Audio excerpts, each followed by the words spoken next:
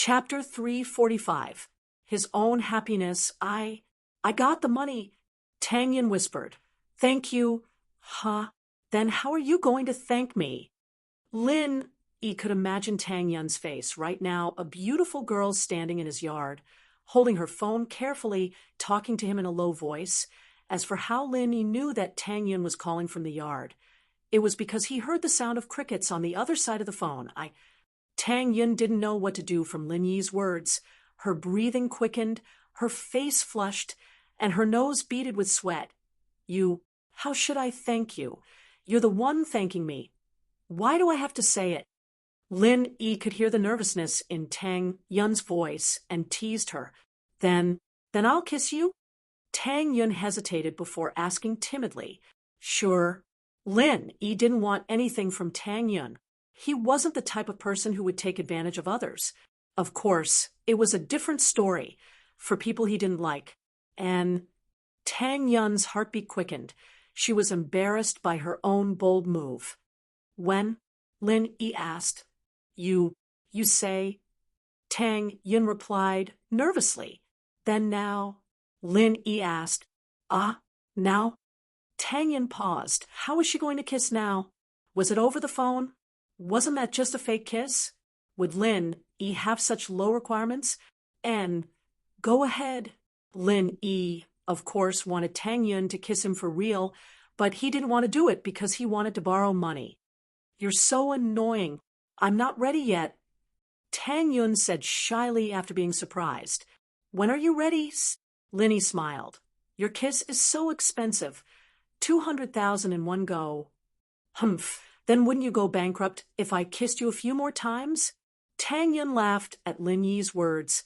Yeah, I have to calculate how many times I can be kissed with my current money, Lin Yi said seriously. Then you do it. Tang Yun humphed. Right. Why did you transfer me 200,000? Didn't your mother say that your father still needs surgery? Lin Yi said. I heard it, so I transferred an extra 50,000. Thank you. Tang Yun's tears flowed down her eyes. This was the first time she'd felt so happy that she wanted to cry. She didn't even say it, but he'd already said it for her. Was he really a gift from the heavens? All of a sudden, Tang Yun had the urge to spend the rest of her life with him. She felt that she had found the happiness that belonged to her on the eve of her 18th and 19th birthday.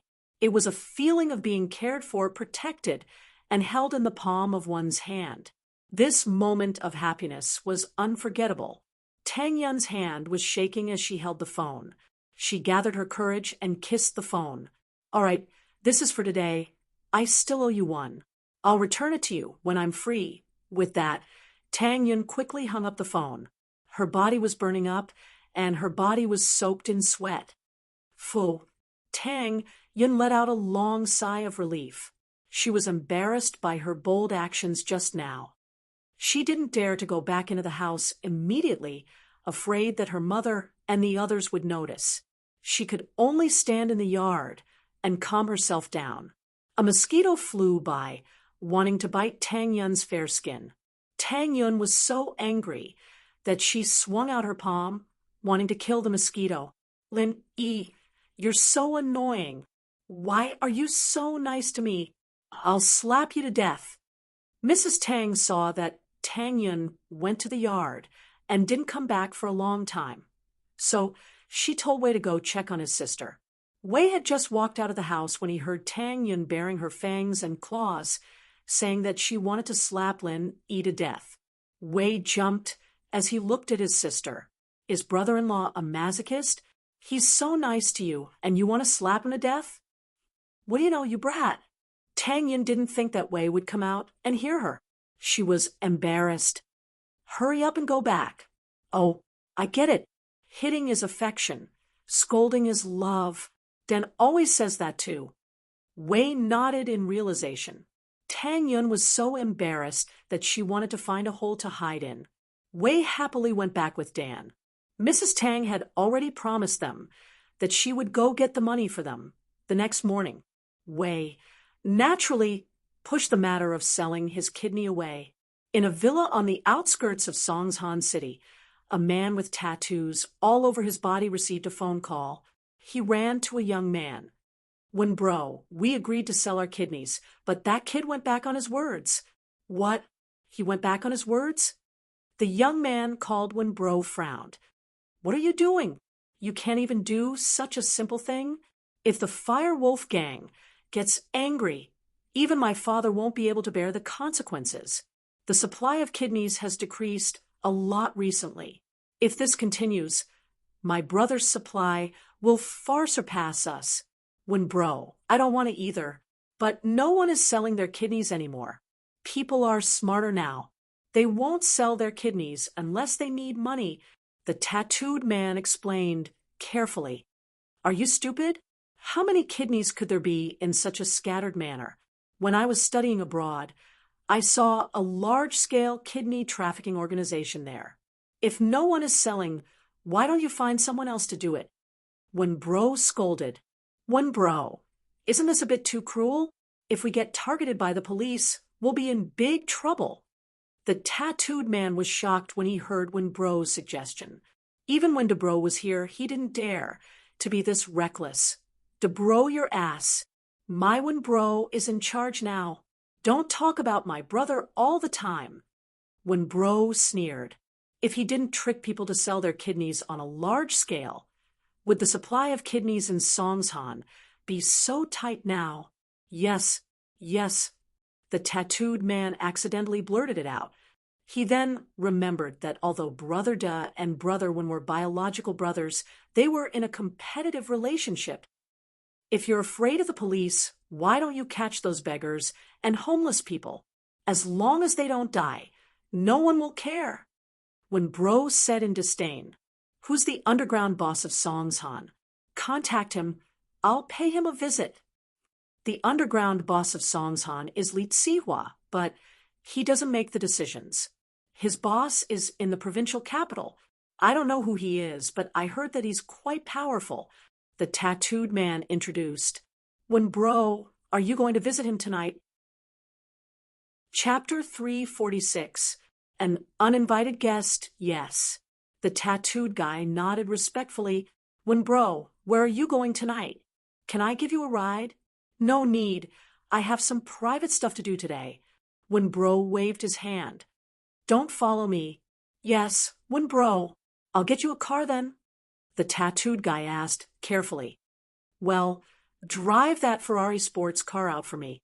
Brother Wen ordered. Tonight, however, there was an uninvited guest in Meng Yao's villa. The doorbell rang, and it was Meng Yao, who was upstairs lecturing Yushu. She was very displeased with Yushu for running around naked in the house. Shu, you're 19 already. You can't do that anymore. Do you understand? I understand, Yao Yao. Yushu nodded with a smile. Look at you. You're all smiles whenever I talk about you. But in the end, that big bad guy Lin, he has it easy. Meng Yao glared at Lin Yi. Be careful not to let him take nude photos of you. Let's see what you'll do then. Oh, Yao Yao, someone's ringing the doorbell downstairs. Should we go take a look? Yushu changed the topic again. What's there to look at? There's Lin Yi running errands for us. What's the rush? Meng Yao didn't think much of it. Oh, it must be Faubert delivering food. I'm hungry. Let's go downstairs. Yushu held her stomach, looking like she was about to faint. I'm starving. Meng Yao shook her head and pulled Yushu downstairs. Lin Yi heard someone ringing the doorbell, so he walked out of his room to open the door. He paused when he reached the yard because it wasn't Faubert, nor was it someone he knew. It was that Jiang Wen he met at the theme park the other day.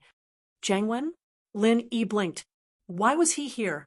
Jiang Wen, on the other hand, saw that it was Lin Yi who'd come out to open the door. He was at Meng Yao's house? This gave Jiang Wen a bad premonition. He and Meng Yao had progressed to the point where they were living together, and in Meng Yao's villa. Did Pingzhan know about all of this? On the surface, however, Jiang Wen was still smiling warmly. He wouldn't reveal his true feelings. Oh, isn't this Mr. Lin Yi? What a coincidence you're here too. I live here. Lin Yi glanced at him and said faintly, "How could Lin Yi not hear this guy's probing tone? What a coincidence." As expected, Jiang Wen's expression froze. He already had a bad feeling about this, but he was still hoping for luck. Now, he was absolutely certain that Lin Yi lived here. Jiang Wen clenched his fists. He'd only been abroad for 3 years, and someone else was already there? The former 4 young masters of Pine Mountain had been stolen, just like that. "Ha, so you're living with Yao Yao now, Mr. Lin." Jiang Wen felt like his heart was bleeding. Even if he won against Lin Yi, he'd still be marrying a second-hand woman. "Are you here to check on me?" Lin Yi frowned. Why did this guy have so much to say? "What do you want?" "It's like this. You and Yao Yao saved me that day, so I came to thank you." Jiang Wen forced down the unhappiness in his heart and smiled as he raised the gift in his hand to Lin Yi. "Look, I still have something. Let me in first." Lin Yi smiled coldly in his heart. "Thank you? You probably didn't even know I lived here a minute ago. What are you thanking me for? You're here to pick up girls, so why are you being so fake?" But Lin Yi didn't expose him. What the guy was here for didn't have much to do with him. Lin Yi opened the door and let Jiang Wen in. "I wonder if Mr. Chu is home?" Jiang Wen asked again after entering the room. "Who are you here for?" Lin Yi looked at Jiang Wen with disdain. "Uncle Chu doesn't live here. Go to the company if you're looking for him." "Oh, he doesn't live here anymore." Jiang Wen really did want to ask where Peng Zhan was. After all, Peng Zhan used to live with Meng Yao before he left the country. Lin Yi ignored him and entered the villa first, letting Jiang Wen follow him. As for the gift in Jiang Wen's hand, Lin Yi wasn't in the mood to take it. It didn't matter who it was for. Meng Yao and Yushu had come downstairs by now, surprised to see Jiang Wen behind Lin Yi. "Jiang Wen bro, why are you here?" Meng Yao didn't like Jiang Wen very much. Jiang Wen didn't feel like the boy next door anymore. There was an indescribable dark aura around him that made Meng Yao uncomfortable.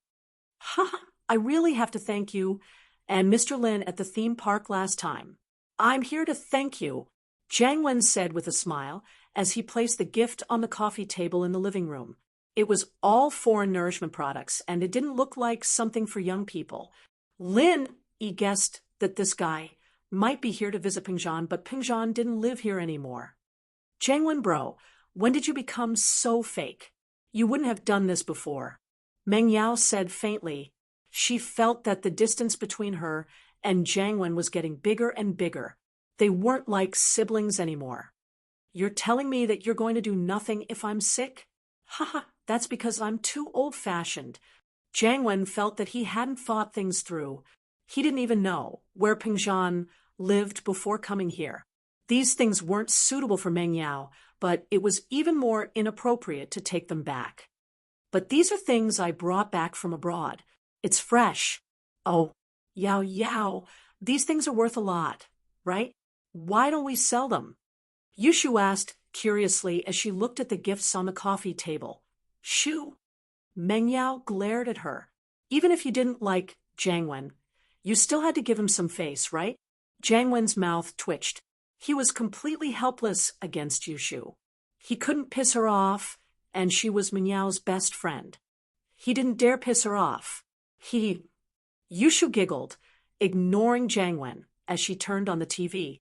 The atmosphere in the villa turned cold all of a sudden. "You guys talk. I'm going back to my room." Lin Yi stood up and walked to his room. Talking to this Jiang Wen was a waste of time. Chapter 347. Image collapsed. Lin Yi really wanted to yell at him. "What the hell did it have to do with you where I lived?" But this was Meng Yao's villa, and Lin Yi gave the miss some face. He looked at Jiang Wen and ignored him. Meng Yao naturally knew what Jiang Wen wanted to know, but couldn't be bothered to answer the question. But Jiang Wen evidently didn't have any self-awareness. He continued asking after Lin Yi didn't reply. "Yao Yao, don't you guys sleep together at night?" Meng Yao frowned, but Yushu spoke up first. "I sleep with Yao Yao." Jiang Wen almost teared up at Yushu's words. He wanted to say, good person, really good person. Shu, Jiang Wen bro has known you for so many years, and you finally said something that makes Jiang Wen bro happy. You're just too good. Jiang Wen knew that his questions were a bit inappropriate, but he had to understand the relationship between Lin, Yi, and Meng Yao. This was related to his love, after all. He couldn't be careless. Haha, so you're saying that Mr. Lin isn't your boyfriend? Jiang Wen could see something from Meng Yao's attitude towards Lin Yi. He felt that Lin Yi didn't seem like Meng Yao's boyfriend at all. Meng Yao frowned. Jiang Wen bro, what do you want to know? Meng Yao was getting annoyed as well. Wasn't he just trying to confirm her relationship with Lin Yi? Then I'll just tell him and let him leave as soon as he understands. Didn't Shu tell you very clearly last time? The more Meng Yao said, the more confused Jiang Wen got. Where did this Lin Yi come from? Was he really Meng Yao's boyfriend, or not? To be honest, Jiang Wen didn't really believe Yushu's words. After all, the girl didn't even bat an eyelid when it came to lying. She said something about bodyguard and shield last time, and that had a lot of different meanings. Jiang Wen didn't have the time to think about it last time at the theme park restaurant, but the way Meng Yao and Linny looked at each other and didn't seem like a couple at all. So, Yushu was saying that Lin Yi was just Meng Yao's bodyguard? Or was it a shield to drive away those suitors? The more Jiang Wen thought about it, the more plausible it seemed. He wanted to pay a visit and get some information from Pengzhan, but Pengzhan wasn't here. He could only start from the person in question. I'm just asking casually. I don't have any other intentions. I'm just helping you check on him. Jiang Wen smiled. You're my lil sis. Of course, I'll help you take a look at your boyfriend. Oh, then take a look. Meng Yao was very annoyed. Jiang Wen hadn't been this annoying before. So why was he so impatient after coming back from abroad? Meng Yao could feel that Jiang Wen had feelings for her before, but Jiang Wen had never been this impatient before. Of course, Meng Yao misunderstood Jiang Wen.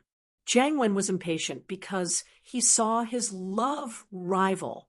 There weren't any suitors around Meng Yao that could be a rival, so Jiang Wen wasn't impatient at all. He thought that Meng Yao would be his sooner or later, and it didn't matter if it was sooner or later. But now it was different. Lin Yi's appearance had completely messed up Jiang Wen's plans. He couldn't help but panic. From the looks of it, Lin Yi and Meng Yao didn't have a deep relationship yet. If he didn't panic now, wouldn't he be giving up? All right. If that's the case, I'll invite Mr. Lin Yi out for dinner tomorrow night.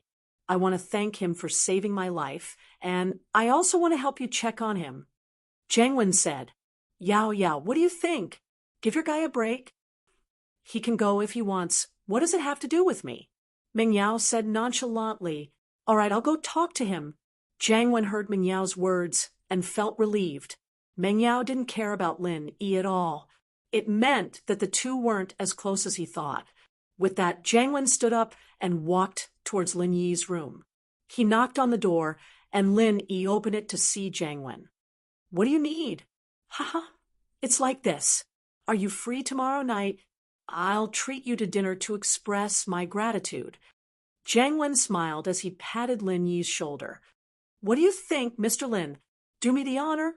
You're treating me to dinner? Lin Yi looked at Jiang Wen like he was an idiot. Do you have too much money to burn? I'm not going. Jiang Wen was a little embarrassed by Lin Yi's words. Mr. Lin, Yao agreed to it. Are you saying that because you're afraid that she won't? That was what he said, but Jiang Wen was feeling a little disdainful inside. Who the hell is this guy? Trying to steal Meng Yao from me? If I don't show you what I'm capable of, you country bumpkin wouldn't know your place. Oh, the miss agreed? Lin Yi paused and looked at Meng Yao. She nodded at him. Lin Yi had no choice but to say, All right, tomorrow then. Where are we eating? Meng Yao actually didn't want Lin Yi to eat with Jiang Wen. Whether they ate or not had nothing to do with Meng Yao. The problem was that she was really annoyed with Jiang Wen. He kept asking questions in front of her. She might as well let him ask Lin Yi tomorrow. She needed to leave as soon as possible. She still needed to rest. Tomorrow night at 6, I'll wait for you here on time. We'll decide on a location tomorrow. Jiang Wen was even more confused. This Lin didn't seem like someone who took orders from others. Why did he agree without a second thought when Meng Yao asked him to go? Could it be that this guy was really just a bodyguard and not Meng Yao's boyfriend? At that thought, Jiang Wen felt that it was very possible. Yushu's words couldn't be trusted, and Linny might really have nothing to do with Meng Yao. Oh, okay. Linny nodded. If this guy wanted a treat, then so be it. He'd eat his way out of the house tomorrow. How about I bring a brother with me? Sure, no problem. Jiang Wen nodded, agreeing to it. After getting Lin Yi's answer, Jiang Wen was satisfied. Meng Yao, on the other hand, had to walk him to the door out of politeness. She sighed in relief after Jiang Wen left. You're asking me to eat with him tomorrow? Lin Yi asked. He felt that Meng Yao was acting a little strange. Chapter 348. Just who was her brother? Jiang Wen was making Meng Yao feel really bored and confused right now. Who was Lin Yi? That was her personal business. What did it have to do with him? Checking up on her? Did she need him checking up on her? Geez, I thought you had some ulterior motive for asking me to eat with him. Lin Yi was a little speechless. I shouldn't have said yes if I'd known. Well, it's fine. You go teach him a lesson tomorrow. He's been an eyesore for a long time now. Yushu raised her fist. He's nothing much, but he's so cocky, thinking that the Songshan young master title's something. Isn't he just picking the biggest one out of the bunch? Shu, your brother's the head of the Songshan young masters, Meng Yao said as she looked at Yushu, speechless. My brother? I don't think he's as strong as Shield Bro. He can't even handle that Lingshan girl. One word from Shield Bro, and that Song girl's so obedient. Yushu said excitedly at the mention of Lingshan.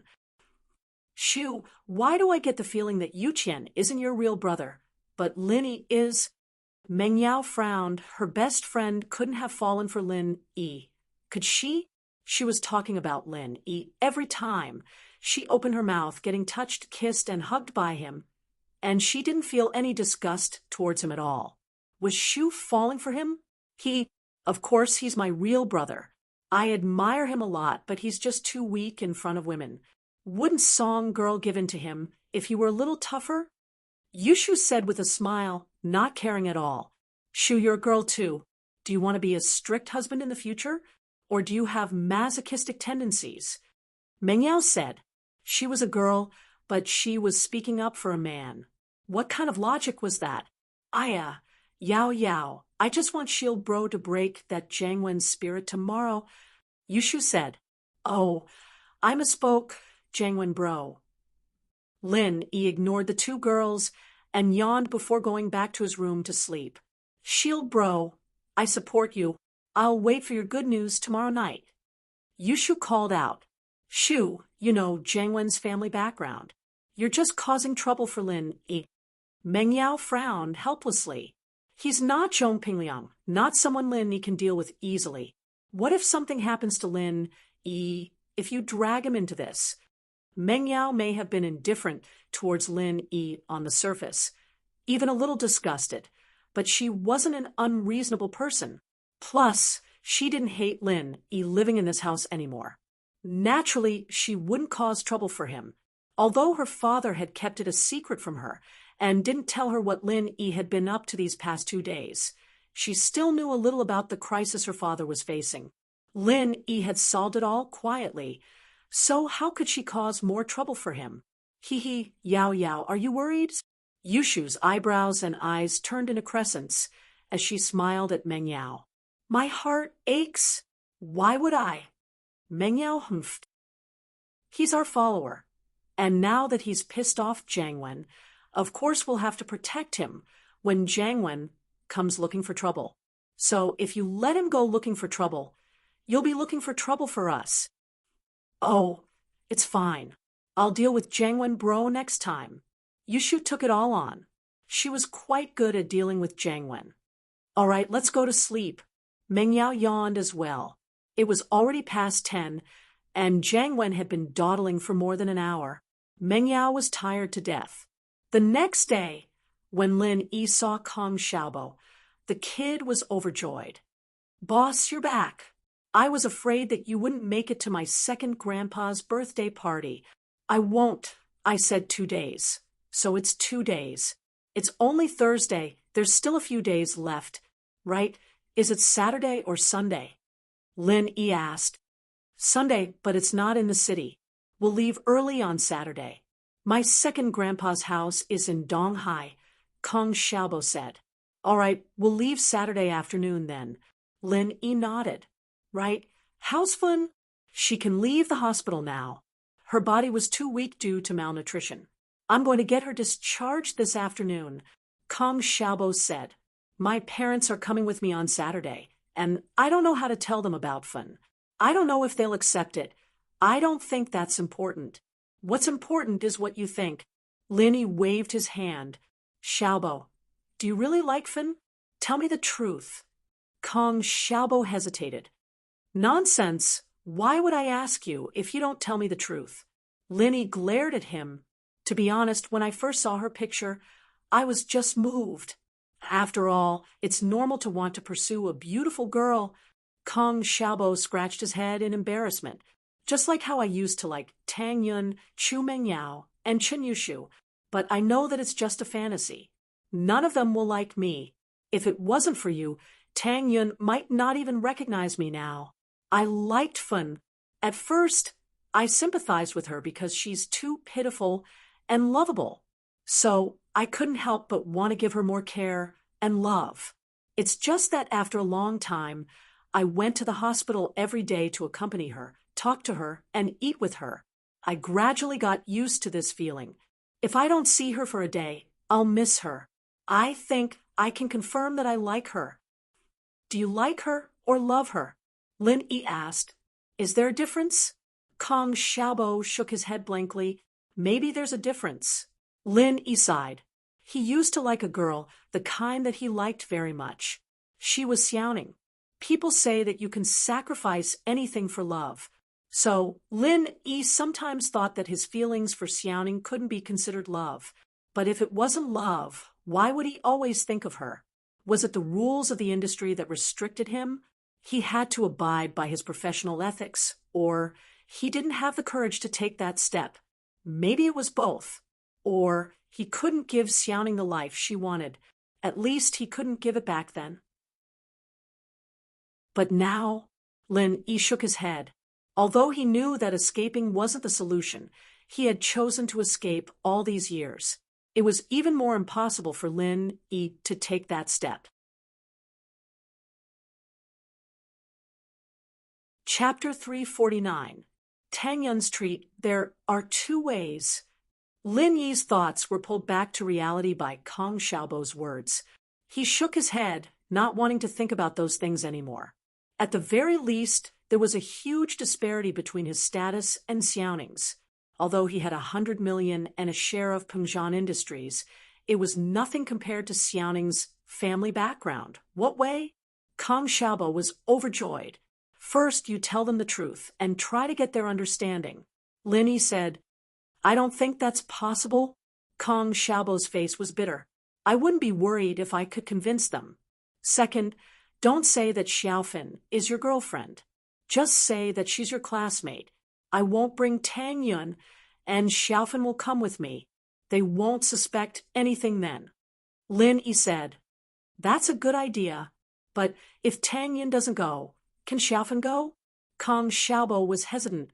"That depends on what you tell Xiaofan." Lin Yi patted Kong Xiaobo's shoulder. "Let's go to the classroom." Pin Liang was very depressed today. He knew that his uncle had left Pengzhan Industries, and he didn't know how he felt about his uncle's failure. Was it disappointment? Or was it something else? Pin Liang realized that he was even a little excited. Subconsciously, he didn't want Pengzhan's position to be taken away by his uncle. If that happened, even if he got Meng Yao, House Shong would just be his uncle's subsidiary. But now, if he got Meng Yao, House Shong would soar. Meng Yao was Pengzhan's only daughter, and he would become his only son-in-law. How could he not transfer some of the shares to him? And so, thinking about his bright future, Pim Leong was filled with hope and fighting spirit. However, he didn't know where to start. He couldn't write the letter of blood. Every time he wrote it, he would lose a lot of blood. If this continued, he would lose too much blood and faint. Xiaofu, on the other hand, didn't dare come up with any random ideas. Pim Leong had asked him a couple of times, but Xiaofu kept saying that he'd think of something else. The two of them sank into depression once more, and it seemed like they wouldn't be harassing Meng Yao again until they came up with a plan. During the last class of the morning, Lin Yi received a message from Tang Yun asking him what he was doing at noon. Lin Yi replied with a text message telling her that he had nothing to do at noon and asked if she was busy. Tang Yin replied, after a while, "Want to go to the cafeteria together?" Huh. Lin Yi couldn't help but smile as he looked at Tang Yun's message. Did Tang Yun finally open up to him? Did he take the initiative to ask me out for a meal? Although part of it was because of the 200,000 yuan yesterday, if Tang Yun didn't accept him from the bottom of her heart, she wouldn't take the initiative to ask him out for a meal. Tang Yun wanted to borrow money, and he believed that as long as she asked, there would be a lot of rich secret admirers in the school who would take the initiative to ask her out. At noon, Kong Xiaobo was going to the hospital to handle the discharge procedures for Xiaofan. He also wanted to talk about going to the birthday party this weekend. Lin Yi, on the other hand, accepted Tang Yun's invitation and came to the shade of a tree next to the field. Tang Yun didn't want to wait in front of the cafeteria, so she asked Lin Yi to wait here. This was the place where the two of them had their first date. It wasn't really a date, but Tang Yun had some special feelings for this place. It was also at that time that Lin Yi held her hand and announced in front of Zhou Ruoming and Wang Jifeng that she was his woman. Tang Yun was a bit nervous. She held the meal card in her hand and couldn't sit still. The 5th class in the morning was a test. Tang Yun handed in her paper first and waited under the tree. She waited for a long time, but she didn't see Lin Yi. Tang Yun looked at her phone. Could it be that Lin Yi sent her a text and she didn't receive it? But it didn't seem possible. Just as Tang Yun was getting anxious, she saw a boy running towards her. Tang Yun smiled and waved at Lin Yi. If it was before, Tang Yun wouldn't dare to do something like this in school. The school rules were very strict, but now the school rules were useless in front of Tang Yun. Wang Jifeng didn't even care about her, and Lin Yi. What was there for her to be afraid of? Tang Yun even had a little rebellious in her heart. She had been a good student for so many years, and she could finally let loose like those bad students. Did you wait long? Lin Yi saw a layer of sweat on Tang Yun's forehead. It was obvious that she had waited for a while. Not really. The last class was a test, so I handed in my paper first. Tang Yun said shyly as she combed her hair. Then, why didn't you text me? I would have come out earlier. He'd gotten used to skipping class. The dean had already given him a warning, and the teachers of the other subjects didn't bother with him, thinking that he was some rich young master who was here to kill time. It's fine. Tang Yun shook her head. I'll treat you? You treat me? Lin Yi looked at Tang Yun, surprised. Don't look at me like that. I can only treat you to the cafeteria. Tang Yun raised the cafeteria card in her hand. All the money at home was used for my dad's surgery, although there might be some left over. It's hard to say if we still need money in the future. So if you want me to treat you to a big meal, we'll have to wait until I earn my own money. No, my cafeteria card has a lot of money in it. It's the same if you use mine. It'll be a waste if you don't eat. Lin Yi took out the card from his pocket and gave it to Tang Yun. How's Uncle's conditions? Tang Juqing's problem was with his bones, and he needed surgery. Although Lin Yi was good at acupuncture and medicine, he couldn't perform surgery for Tang Juqing on behalf of the hospital. Why are you giving me your card? Tang Yun paused. My mom took my dad to the hospital early in the morning. He should be in the hospital now. but he's been checked regularly and he's just waiting for surgery. I don't usually eat at the cafeteria, and I'll eat with you in the future. So I'm giving you my card. Linny said, is there anything I can help with at the hospital? I don't think so. Tang Yun shook her head, her eyes red. Linny, thank you. I don't know how I can thank you. Tang Yun was really touched. Lin Yi didn't take the opportunity to threaten her, and he didn't make things difficult for her either. Why are you saying this? Lin Yi held Tang Yun's hand. Let's go eat. Chapter 350. Chapter 350. Ward and Surgery. Lin Yi and Tang Yun's relationship had spread throughout the school. Their relationship wasn't a secret anymore, and Lin Yi announced that Tang Yun was his woman in front of Wang Jifeng. This kind of shocking effect made all the guys and girls who had secret relationships jealous. Quite a number of girls told their boyfriends that they'd be willing to do anything if their boyfriends could confess to them in front of Wang Jifeng like Lin Yi did. The male students who had bad intentions wanted to turn into Lin Yi immediately, but no one dared to do so after thinking about the consequences of confessing. If Lin Yi said it, it would be fine, but if she said it, she'd probably be expelled. Before, Tang Yun felt embarrassed, but after hearing the rumors from the students, she felt very happy. At least, many people were envious of her. Even Zhou Ruoming, who used to flirt with her, would walk around her now.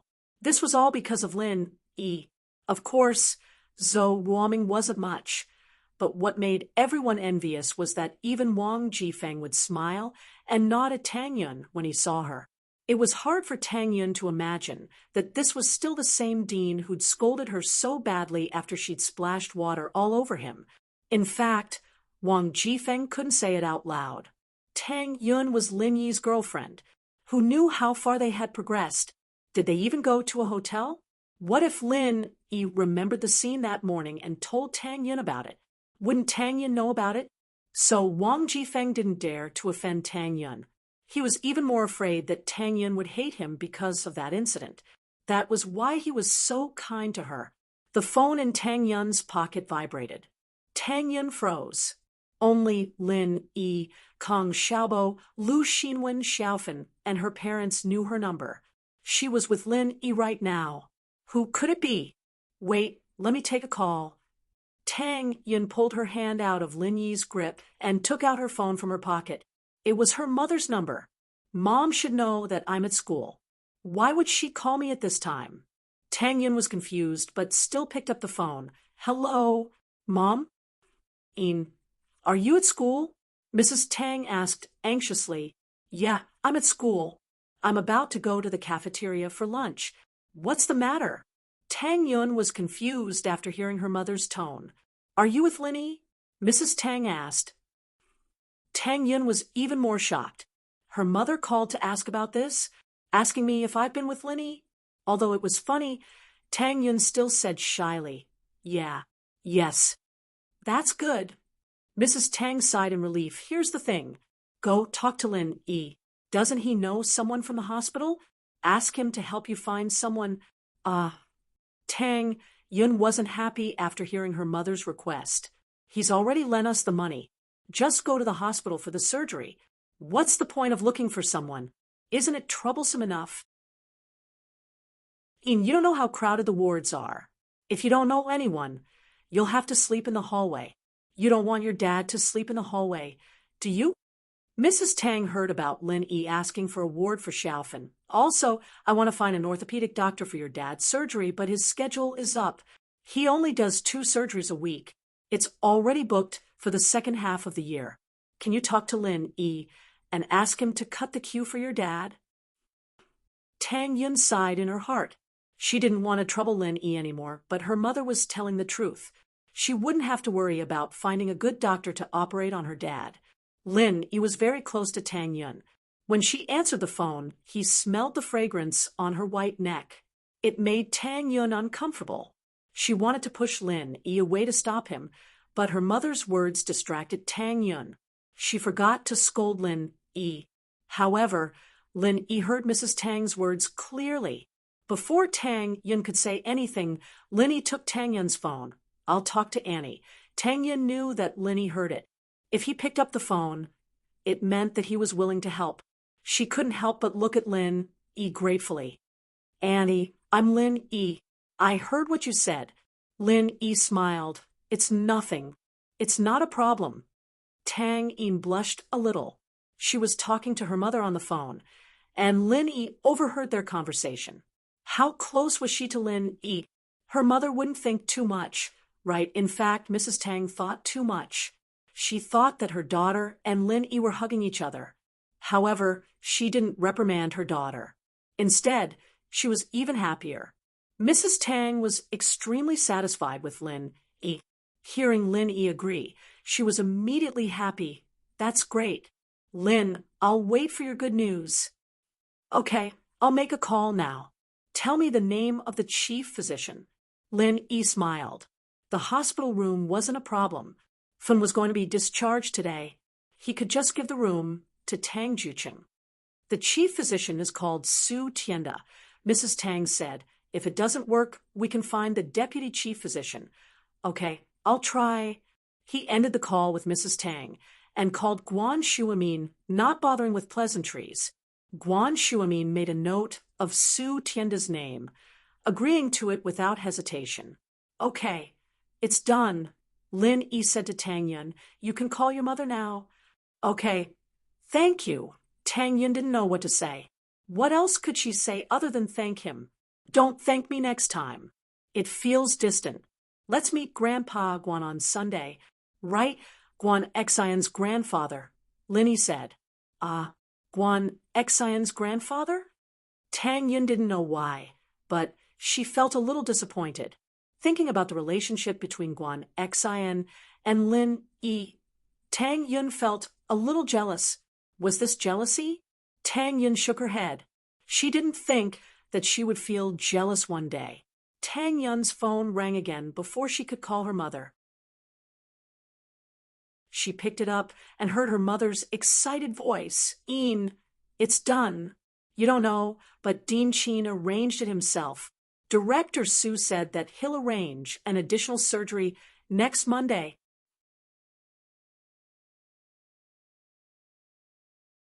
Chapter 351.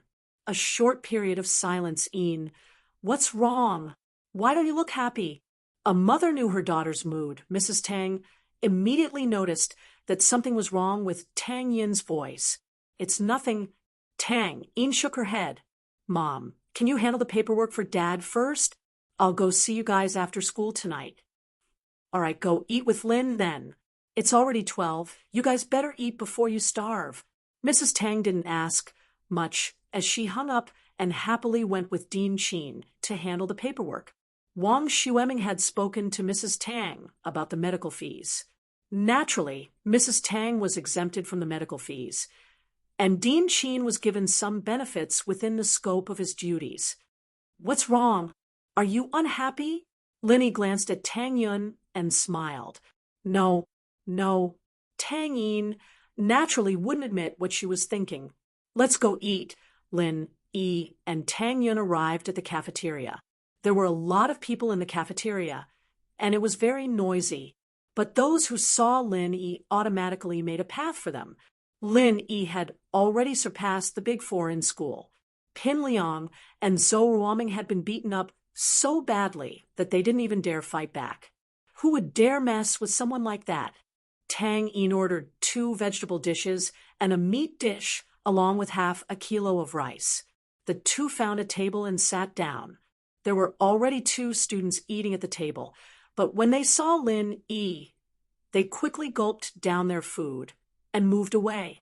Lin E was speechless. He didn't think that his notoriety would reach this point. In fact, Lin E hadn't done anything bad, nor was he a bully like Zhou Ruoming.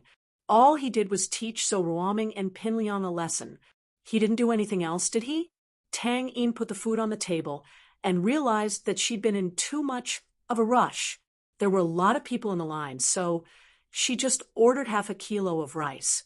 It was a little hard to eat now. Tang Yin wanted to get another bowl, but was afraid that Lin E would think that she didn't like eating with him. She was hesitating when Lin Yi spoke up. Let's eat together. You don't mind, do you? Yeah. Tang Yin shook her head. Since Lin Yi said that, she couldn't go get another bowl. She was a little shy, but she still agreed. Tang Yin carefully ate the other side of the rice, feeling countless eyes on her. There were couples eating in the cafeteria, but very few dared to eat a plate of rice in public. Lin Yi and Tang Yin didn't think about eating a plate of rice before. It was only because of their carelessness that they ended up in this situation. In fact, there weren't many students who dared to look at him directly, who would want to mess with him. If they looked at him for too long and he misunderstood that they were interested in Tang Yun, it wouldn't be worth it to get beaten up. Tang Yin didn't have a big appetite. She ate a little and was full. She quickly put down her chopsticks and looked around. Seeing that no one was looking, she let out a sigh of relief. But now it wasn't a matter of whether she hated Lin Yi or not. It was a matter of whether Lin Yi hated her or not. She didn't eat much and was already full. The rest of the rice would be Lin Yi's. He must eat the part that she ate. Did this count as an indirect kiss? Tang Yin felt like she had a little white rabbit in her arms. She jumped up and down. She was a little shy, but also a little excited. She thought about what she said on the phone last night. She still owed him a kiss. In what form and in what way would this kiss be given to him? Back in the hospital, Lin Yi only asked Tang Yin to kiss his face. But now that their relationship was a step closer, would he kiss her on the mouth? Tang Yin didn't dare to think about it, but she didn't feel any repulsion. She used to feel disgusted when she saw the male and female characters kissing. If a man kissed her on the mouth, she would feel disgusted, but now she didn't feel like vomiting. Instead, she was looking forward to it. Lin Yi was afraid that Tang Yin wouldn't have enough to eat, so he ate very slowly. But after Tang Yin finished eating, he cleaned up everything on the table. Tang Yin was stunned. Are you full? Tang Yin didn't think that Lin Yi had such a big appetite. He didn't look fat, but he ate so much. I'm full, Lin Yi nodded. Then, let's go back to class? Tang Yin didn't want to leave Lin Yi like this. Let's walk around the field. Lin Yi stood up and picked up the plates. He walked out of the cafeteria with Tang Yin and left the plates at the door. The bright afternoon sun made Tang Yin squint her eyes. She put her hand in front of her forehead to block the sunlight. She looked at the students playing on the field. She felt a sense of happiness.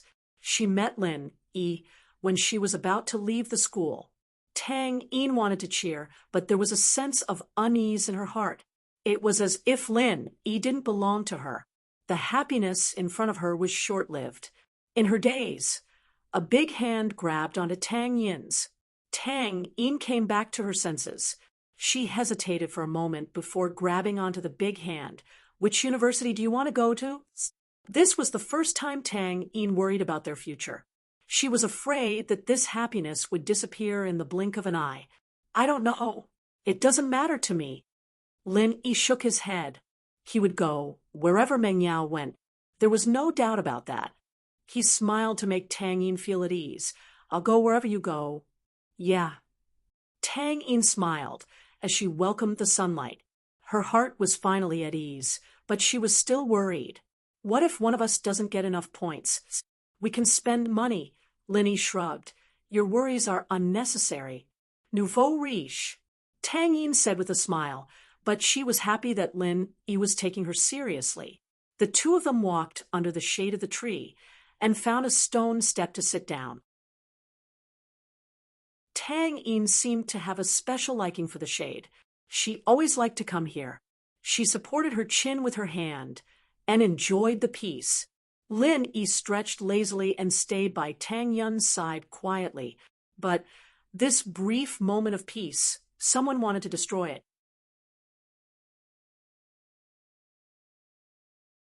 Chapter 352. Does she like you?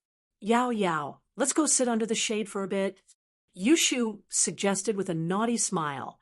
What for? Watch that Lin Yi hit on girls? Meng Yao frowned as she looked at Lin Yi and Tang Yun sitting together. She didn't like it at all. It was daytime, wasn't it? It was a work day too, and you're messing around with the school beauty instead of being my follower. She and Shu were both school beauties, so why did this guy only have eyes for Tang Yun? She was his boss, the miss. Even if he had a crush on someone, it should be her first. Meng Yao felt like she had been wronged. Was she that unattractive? Meng Yao didn't even care if he liked her or not, but the fact that he was ignoring her and going after another girl pissed her off. It was a blatant disregard.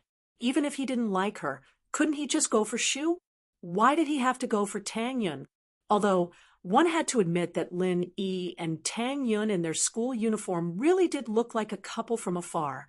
Perhaps they were a couple after all. Ha, let's see how he hits on girls. We'll learn from him. Yushu nodded. Shu, we're girls, we can't hit on girls. Our sexual orientation is fine. Otherwise, we'd be a couple a long time ago. Meng Yao looked at Yushu speechlessly. Oh, let's go see Tang Yun then. Let's learn how to hit on handsome guys. Yushu was just finding an excuse to keep Meng Yao company to satisfy her curiosity. Is Lin Yi a handsome guy? Do I even need to hit on him? Meng Yao curled her lips. I don't like him at all. But she still walked towards Lin Yi with Yushu despite her words. Lin Yi couldn't help but smile bitterly when he saw the two misses walking towards him. These two girls were probably here to cause trouble, and it seemed like Yushu had tricked Meng Yao into coming here. With her personality, there was no way she'd get involved in something like this. Yao Yao sis, the shade here is very cool. Yushu pulled Meng Yao to the steps under the tree, but the steps were occupied by Lin Yi and Tang Yun. Yushu didn't have a place to sit. Hey, Arrow, move over a little. Give me the shade. Yushu almost said shield bro when she opened her mouth, but luckily she stopped herself in time. She couldn't expose her relationship with Lin Yi in front of outsiders, or Yao Yao would be pissed. Tang Yun was a little annoyed by Yushu's overbearing words. We were under the tree first. Why should we give it to you? But a few days ago when she went to see Lin Yi, Yushu had asked her about it passionately, so Tang Yun didn't want to get angry. But Lin Yi didn't seem to hear anything, and didn't move an inch. Tang Yun, on the other hand, was starting to panic. Lin Yi's reputation had surpassed the Big Four, but even the Big Four didn't dare mess with Yushu. She was an existence that transcended the Big Four, and even Pin Liang and Zhou Waming were quite afraid of her. Tang Yun had heard about how Wu Xiaokan had been punished for talking bad about Yushu, and so she was a little afraid that Yushu would take revenge on Lin Yi. Why don't we go? Don't mind them. Lin Yi had already guessed that Yushu was here to mess around, and he didn't want to bother with her. He'd leave her alone for now, and she'd leave later if she got bored. Yushu was a little depressed that Lin Yi didn't work, but she didn't want to expose her relationship with Lin Yi. She could only look at Meng Yao pitifully. There's a tree over there. Let's sit there. Meng Yao wouldn't fight with Lin Yi like Yushu did. Yao Yao, but I like it here. Yushu didn't want to leave. She hadn't heard what Lin Yi and Tang Yun were talking about yet. Then you stay here. I'm leaving. Meng Yao felt a little awkward. What was she supposed to do when Lin Yi was hitting on a girl here? Oh, okay. Yushu said, as Meng Yao started walking away. She could only follow her to the shade on the other side of the tree. Meng Yao found a clean stair and sat down. She took out her MP4 and started watching an episode of Pleasant Goat and Big Big Wolf with Yushu. Yushu, on the other hand, kept her eyes on the MP4 and glanced at Lin Yi from time to time. She wanted to see what he was doing, but he was still as lazy as ever. He wasn't flirting with Tang Yun either. She lost interest and turned her attention back to Meng Yao's MP4. What are they doing? Why are they acting so weird?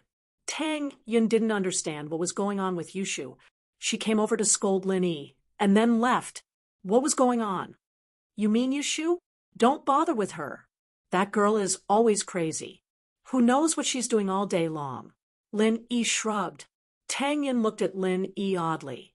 Her instincts told her that Lin Yi was hiding something from her, but she didn't know what it was. Are you close with her? She's in our class. Of course I'm close. Lin Yi nodded vaguely. Oh, she likes you? Tang Yun's words were shocking. Wah! Lin Yi's eyes went wide as he looked at Tang Yun, shocked. What did you say? She likes me? Yushu did confess to him, but it was all fake. He didn't think that Yushu would like him. The girl was a little immature, probably not at the stage where she'd like guys yet, right? Yushu was a little too young for that. It's nothing. Tang Yun shook her head. It was just a sudden feeling. She thought that Yushu coming and leaving for no reason was weird, but it didn't make sense. How could she like Lin Yi? Yushu and Meng Yao weren't too far. Lin Yi was in no mood at all. He felt like he was being watched by his boss. He stood up dispiritedly. Let's go back to class. Okay. Tang Yun felt embarrassed with two people watching them. She stood up after hearing Lin Yi's words. She walked towards the school building with Lin Yi. Yao Yao, Shield Bro left. Yushu had been watching Lin Yi the whole time. Let's leave then. Meng Yao frowned as she looked at her MP4.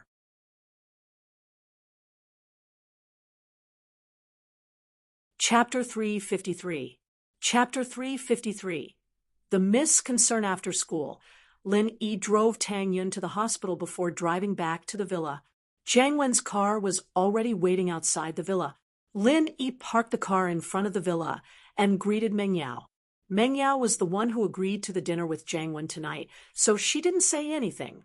Meng Yao spoke up suddenly when Lin Yi walked to the door.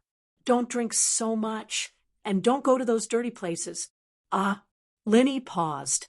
He didn't think that Meng Yao would care about people. Her tone was commanding, but Lin Yi could hear the concern in her voice. It's nothing. Do whatever you want.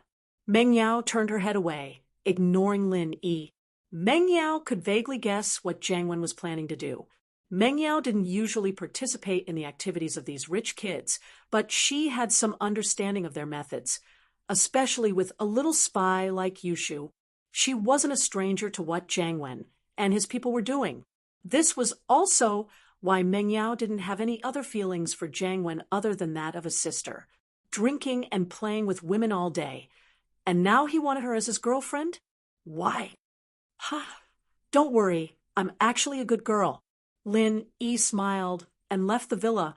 Shield Bro, you go teach those two a lesson. I'll cheer for you. Make sure to embarrass them. Yushu waved her fist. I'll try my best. Lin Yi nodded. Even if Yushu didn't say anything, Lin Yi would have taught this annoying Jiang Wen a lesson anyway. He didn't want him to bother him all the time. After Lin Yi left, Yushu spoke up. Yao Yao, I have some big news for you. Oh, what did you hear when you went out? Meng Yao sent Yushu out as a spy again. Lin Yi could sense her, but Jiang Wen might not be able to. So, Yushu heard everything Jiang Wen said. Jiang Wen Bro and Tai Zhao Bro said that they're going to order a chicken for Shield Bro, and they're going to record it and mail it to your dad to ruin his reputation. Then you can break up with him. Yushu said, Chicken? Meng Yao blinked, ordering a chicken? Only then did she realize that Yushu was using a demonstrative pronoun. She thought it was a dish from the restaurant. She blushed and said, Shu, don't say such ugly words. Call her Miss. Oh, that's a prostitute. They went to find a prostitute for Shield Bro. Yushu nodded. Yao Yao, do you think we should tell Shield Bro to be careful? No need. If he's that stupid to fall for it, he can only blame himself for being too perverted. It's just right for Daddy to fire him. Meng Yao humphed, thinking that Jiang Wen was really filthy. She wondered if Yushu's brother was the same as them in the past. Lin Yi walked out of the villa and saw Porsche 911 behind Jiang Wen's Ferrari. Beside the car was Su Taizao, the guy he met at the theme park restaurant the other day. Lin Yi didn't have a good impression of Taizao. The guy was yelling and screaming that day, and Lin Yi didn't like it at all. But now, the The guy was all smiles as he greeted Lin Yi. Mr. Lin Yi, it's nice to see you. Thank you for what you did for an bro that day. Lin Yi waved his hand and ignored him. Jiang Wen walked up to him. Bro Lin, I didn't expect you to be in the same class as Yao Yao. Jiang Wen had already found out that Lin Yi was Meng Yao's classmate, so it was natural for him to call him Lil Bro Lin according to their age. I guess so. Lin Yi nodded faintly. Are we going to eat? That's right. Let's go now. I've booked a room at Starlight Hotel. Let's go now. Jiang Wen introduced, worried that Lin Yi didn't know about it.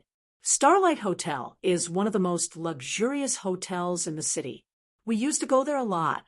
There's special services too.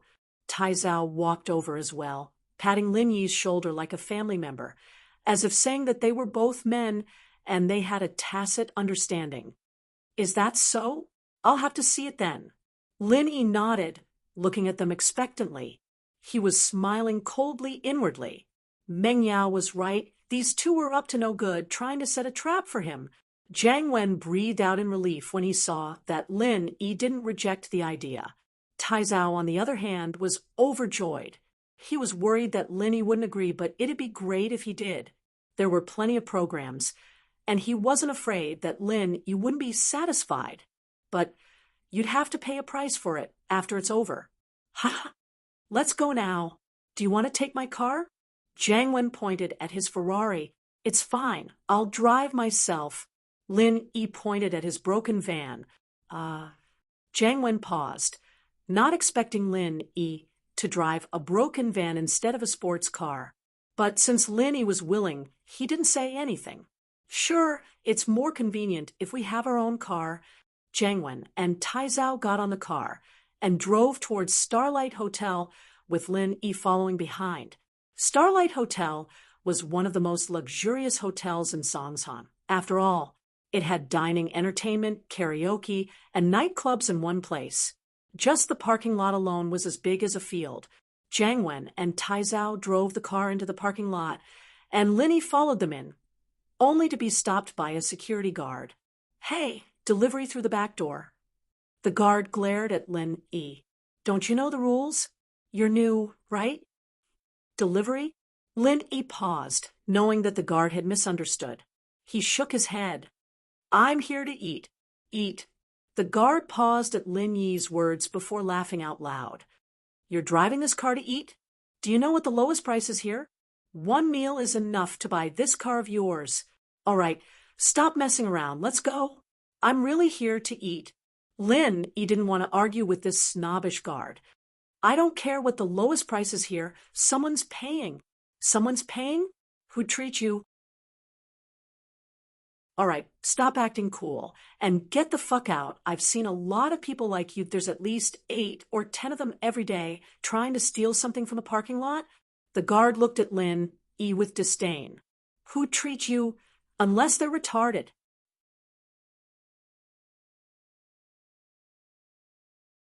Chapter 354. Chapter 354. Jiang Wen's ploy, after all, the people he interacted with were all rich people, and it was only natural for him to feel a sense of superiority. He felt like he was the cream of the crop, and he looked down on the poor. The security guard would bow and scrape to those who drove luxurious cars, but Lin Yi's old car made him think that he was a wolf in sheep's clothing.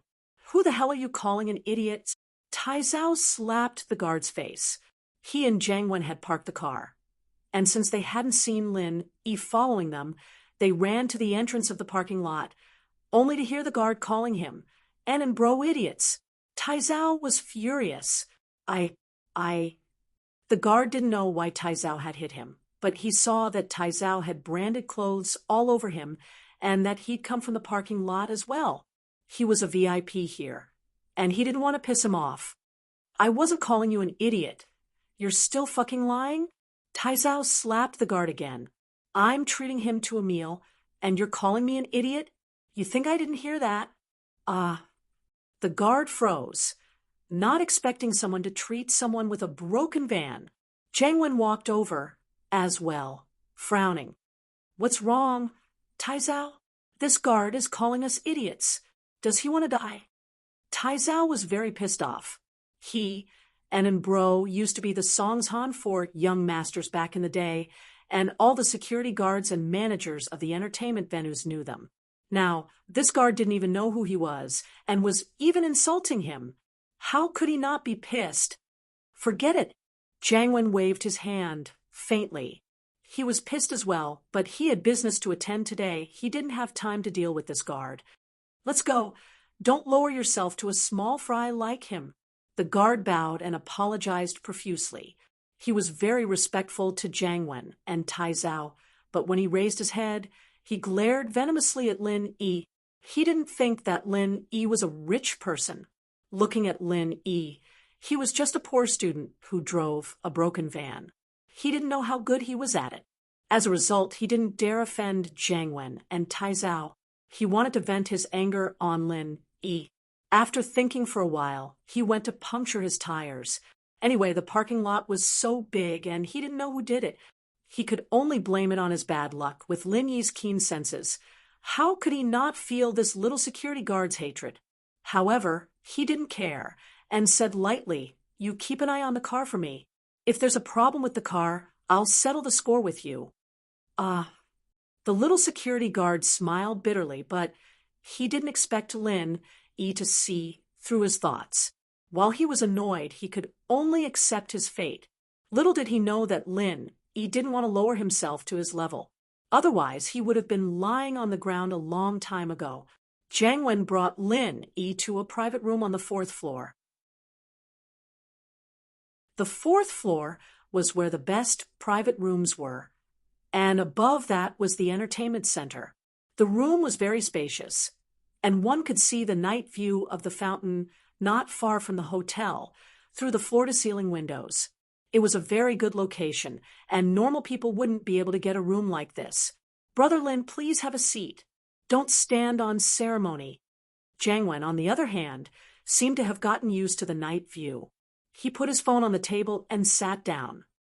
"It's been a while since I've been to this room. It's been 3 years, right?" "Yeah, and bro, back in the day, we Songshan young masters were so powerful. Even those little security guards are bullying us now," Taizao said angrily. "Haha, it's because Brother Lin's clothes are a little too simple, and the car's a little special. That's why that security guard looks down on you," Jiang Wen said with a smile, intentionally mocking Lin Yi. Lin Yi naturally understood that Jiang Wen was mocking him for being poor and not worthy of being with Meng Yao, but he didn't mind. The miss had sent him here today, and he wanted to teach these two a lesson for Yushu. Everything else was secondary. Plus, Lin Yi had even disguised himself as a beggar when he was on missions before. Why would he care about these looks? As a result, Lin Yi didn't mind the guard's words at all. "Ha, that's true." Taizao smiled, understanding what Jiang Wen was getting at. "Lil bro Lin, you need to get Yao Yao to buy you some good clothes, or you'll lose face if you go out like this." "I did, but I'm not wearing it," Lin Yi said with a smile, naturally understanding what the two were trying to say. Meng Yao did buy clothes for Lin Yi, but Lin Yi always wore his school uniform when he went to school. "Taizao, Brother Lin, this is called keeping a low profile." "What's the saying?" "Pretending to be a pig to eat a tiger," Jiang Wen explained with a smile. "Yeah, pretending to be a pig to eat a tiger. Keeping a low profile." Taizao nodded. These two naturally were being sarcastic. As far as they were concerned, Lin Yi wouldn't be able to pretend to be a pig even if he wanted to. Lin Yi didn't explain. "Laugh all you want, I'll make you cry later." Jiang Wen joked with Lin Yi a couple of times, feeling a bit better. But he didn't dare make it too obvious, afraid that Lin Yi would get angry and leave. He didn't wait for Lin Yi to speak and raised his hand to call for the waiter to bring out the dishes. The dishes had been ordered beforehand, and Jiang Wen had called the hotel to prepare them before he left Meng Yao's villa. So, after Jiang Wen gave the order to the waiters, the delicacies were placed on the table one after another. Jiang Wen secretly pressed the record button on his phone. He put his phone on the table intentionally, aiming the camera at Lin to record the guy's embarrassing face. As far as Jiang Wen was concerned, Lin Yi probably hadn't eaten all these delicacies before. If he really ate like this, he'd record it and use it as a joke. Of course, this wasn't the main point. The show he'd arranged was the main point. Brother Lin, don't be so courteous.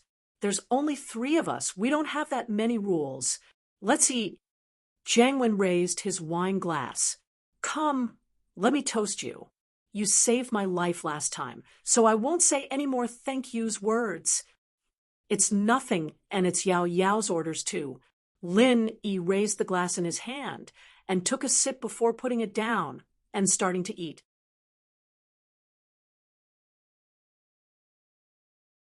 Chapter 355. Chapter 355.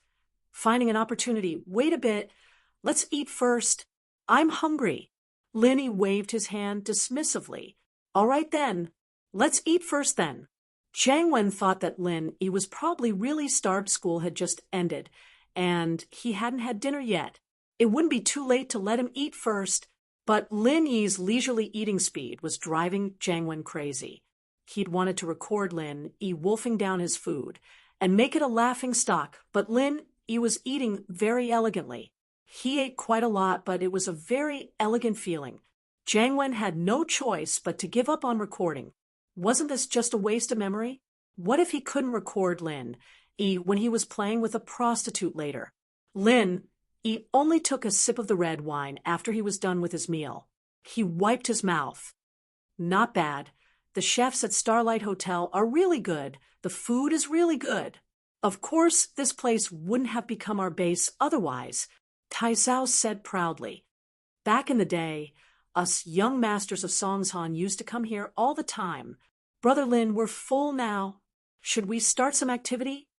Jiang Wen, on the other hand, was all smiles as he looked at Lin Yi. He thought that if the kid didn't leave after eating and drinking, he'd be treating him to a meal for nothing. He didn't even get a single word out of the kid.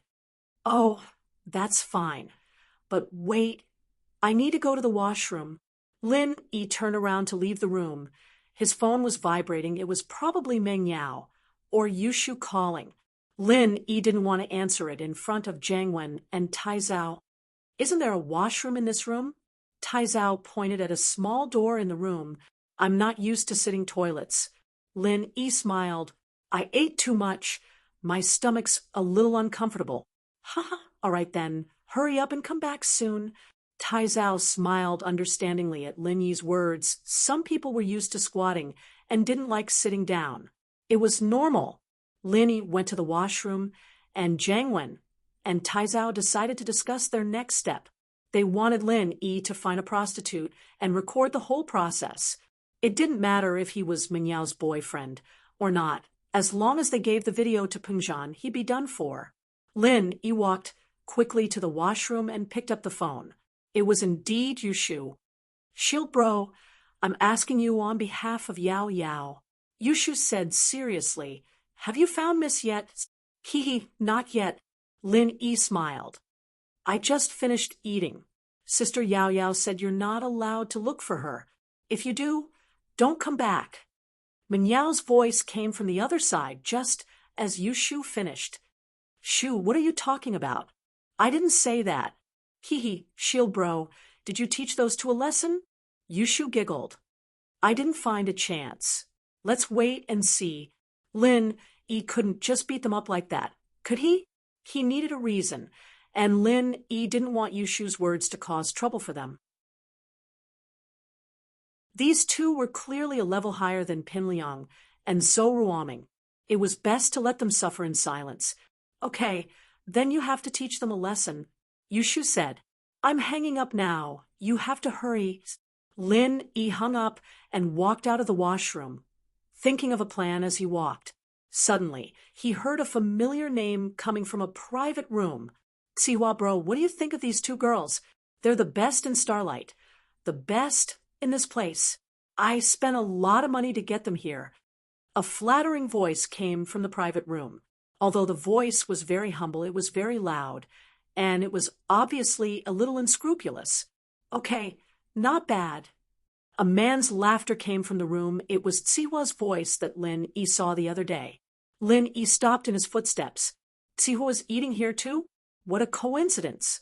He didn't know how Tsihua felt after killing 2 golden class masters, but he still had the mood to come here and play with the best. Twins? What are your names? Tsihua was evidently interested as he asked with a perverted voice. I'm Shue, and she's Hua. One of the twins said softly, the bolder one. Okay, Shue, nice name. Tsihua laughed loudly. Come, pour me a glass of wine. A smile formed on Lin Yi's lips as he made up his mind. He quickly walked back to his room. Jiang Wen and Tai Zhao had discussed this before. They had to find a girl for Lin, no matter what. Even if he didn't want one, they had to persuade him to find one. Otherwise, they'd come for nothing. So they decided that if Lin Yi didn't want one, they'd get him drunk and force him to find one. No matter what, he wouldn't be able to escape tonight. Lin Yi pushed the door open and entered the room. Jiang Wen waved at Lin Yi passionately. Bro Lin, come quick. I've already told the manager to find us some hot girls. Sure. Lin Yi pretended to be overjoyed and smiled. I'm full now. I can play with some girls. Good. Forthright. Jiang Wen was overjoyed as well. He was worried that Lin Yi wouldn't look for one, but now that he'd asked for one, it was exactly what he wanted. The girls in this hotel are all pretty good. I'll make sure you enjoy yourself. Yeah, I've heard about that a long time ago. And bro, I'm a person with high taste. I don't like normal girls. Lin Yi said with a shake of his head. You know that the girls I usually interact with are all school beauties. I know that. Don't worry, I'll definitely find you the best.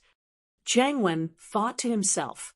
He wasn't afraid of Lin Yi choosing. He was afraid that Lin Yi wouldn't look for one. As long as Lin Yi had the intention, he'd get the manager to find one for him. That's good. Lin Yi chuckled and sat down, looking very expectant. Jiang Wen gave Tai Zhao a look and he left the room. Not long after, a man in his 30s came in with 5 pretty girls behind him. Mr. Yang, I didn't think that you'd come personally. It's my honor. Jiang Wen smiled. Mr. Yang was the general manager of the hotel, directly reporting to the big boss. He had the final say in everything. Other people might not know who Jiang Wen and Tai Zhao were, but he did. A few years ago, they were famous people in Songshan. Even the big boss of the hotel had to give them face, let alone a manager like him.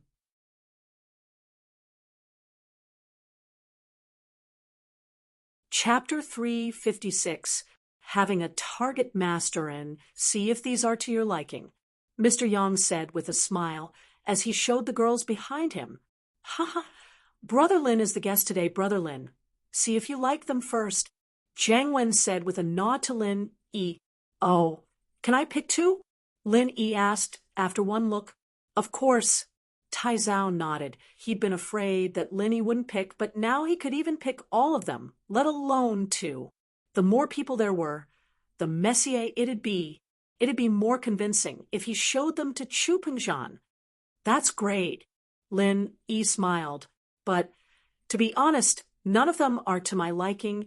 Jiang Wen and Tai Zhao frowned at Lin Yi's words. Wasn't Lin Yi being a little too picky? These 5 girls weren't top-tier beauties, but they'd still be top-tier beauties after putting on makeup. How could Lin Yi not be interested in any of them? Was his standards really too high, or was he doing this on purpose? But no matter what, Jiang Wen had no choice but to ask Mr. Yang to switch. Jiang Wen pretended to be angry. Mr. Yang, what's wrong with you? Is it because I haven't been here for a few years that you're not giving me face anymore? Are you trying to fool us with these kinds of girls? I wouldn't dare. Mr. Yang sweated. I'll go switch them right now. These 5 girls really weren't the best of the best in the Starlight Hotel. Tai Zhao had told him to find some good ones to entertain the guests, and so Mr. Yang thought that these 5 were more than enough. He didn't think too much about it. Who would have thought that this customer was a picky one? And now he'd pissed off Masterin as well. It wasn't worth it. and he quickly left the room with the 5 girls. Jiang Wen could tell from Mr. Yang's expression that these 5 weren't the best of the best. He couldn't help but look at Tai Zhao, puzzled. Why was this guy so unreliable? Since Lin Yi hung out with Meng Yao and Yushu all the time, his standards must be higher than the average person's. Would he even be interested in a normal girl? I'm so sorry, Brother Lin. This Mr. Yang is really bad at handling things. Jiang Wen couldn't blame Tai Zhao, so he pushed the blame onto Mr. Yang. Nothing. Let's wait and see. Lin Yi shook his head slightly, feeling amused. Even if you brought a heaven immortal, I would still look down on you. After a while, the door of the private room was pushed open again. This time, Director Yang brought 3 girls who were obviously a grade higher than the previous 5 into the private room. Master and Master Lin, how did it go? Mr. Yang was full of confidence. He brought all of the hotel's top hostesses with him. If he still couldn't pick them out, then he'd have to say that Master Lin had bad taste. Oh, let me see. Lin raised his head calmly, sizing up the 3 girls Mr. Yang had brought. He had to admit that these girls were all top quality.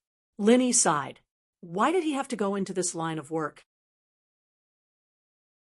But Lin wasn't a savior. He didn't want to care about things like this. Everyone had their own difficulties, and he couldn't possibly understand them one by one. He pretended to look at the 3 girls carefully, thinking that Lin Yi would definitely keep 1 or 2 or even 3 of them when Lin Yi spoke up. Man, it still won't do.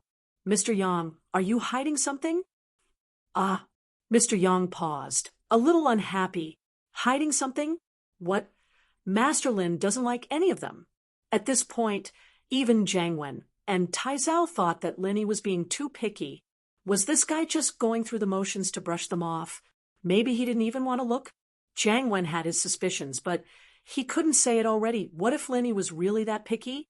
Brother Lin, don't tell me that you don't like any of them? Tai Zhao's words were a little forceful, after all. Even he was a little moved by these 3 girls, but Lin Yi didn't like any of them.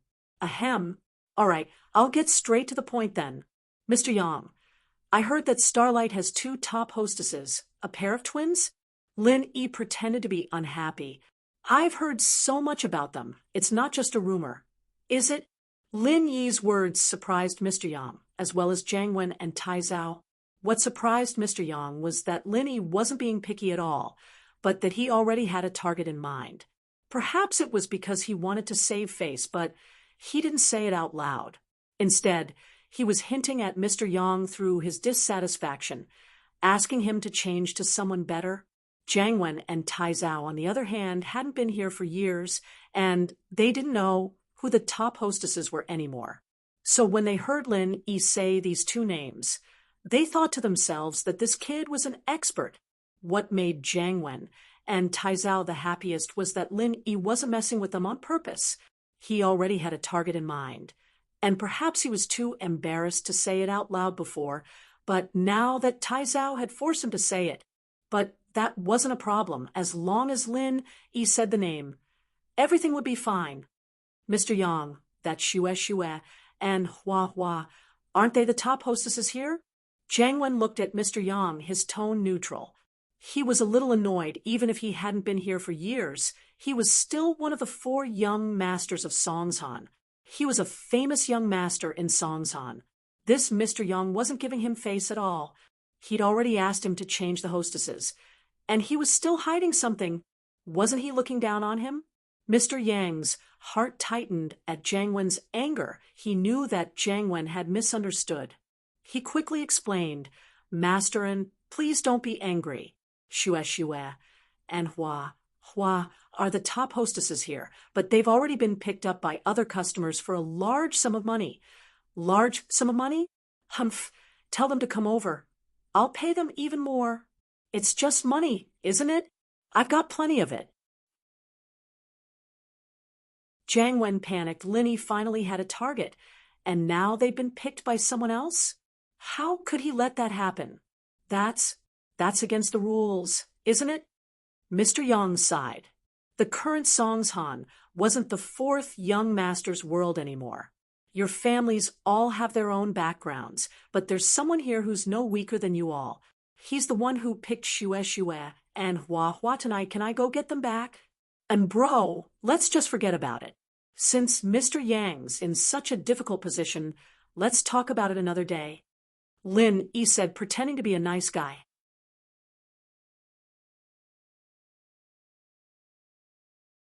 Chapter 357. Chapter 357. The fox exploiting the tigers. Might Jiangwen knew that tonight was a good opportunity for him to take down Lin Yi. It was a once-in-a-lifetime opportunity, and he didn't know when he'd get it after today. He couldn't wait. Since Lin Yi had a target in mind, he'd have to make sure he got what he wanted. Brother Lin, don't worry, leave this to me. I have some face here in Songshan. Jiangwen said faintly as he looked at Mr. Yang. Mr. Yang, are you not going to give me face anymore? Master, it's not that I don't want to, it's just that I can't call them back from their rooms. Mr. Yang smiled bitterly. They're not easy to mess with. Oh, so you're saying that we're easy to mess with? Tai Zhao raged, really wanting to slap this guy in the face. He and Bro were Songshan's 4 young masters. Mr. Yang smiled bitterly. He couldn't afford to piss off a single one of them. And Bro, it looks like your face isn't that useful anymore. Why don't we just let it go? I don't want things to get out of hand. Lin Yi said weakly as he looked at Jiangwen. It's fine. Jiangwen stood up from Lin Yi's words. You don't have to do that. Just tell me which room they're in. I'll go find them myself. In Songshan, other than my brochin, there's no one who dares fight me for a woman. They're in room 418, Mr. Yang said. Master, and I'll be leaving first? Then please don't tell anyone that I said that.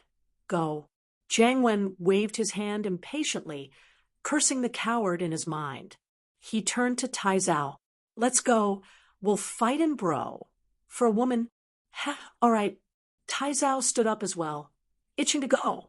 In the past few years, they had done plenty of such tyrannical things, so they didn't care at all and weren't afraid of getting into trouble. Most people would take the initiative to keep the peace after hearing the name of the 4 young masters of Mount Songshan. No one would argue with them and cause trouble. Brother Lin, are you coming? Jiangwen looked at Lin Yi, who was sitting on the chair. You're a man. You need to be hot-blooded. Even if you don't do anything, you should at least watch from the side. Then, I'll go take a look. Lin Yi stood up excitedly. Actually, I'm looking forward to such a hot-blooded scene. It's just that I didn't dare to before. No problem, just watch. Tai Zhao laughed. Watch how the 4 young masters of Songshan step on people. Tai Zhao put on a righteous face as well. That was the only way to get Lin Yi to let his guard down. And they'd be able to take pictures of him later. All right, then I'll also borrow the tiger's might for once. Lin Yi stood up and took 2 steps forward. Then he turned around and picked up a bottle of red wine from the table. I need to bring a weapon to protect myself. These things are all trash if you follow us.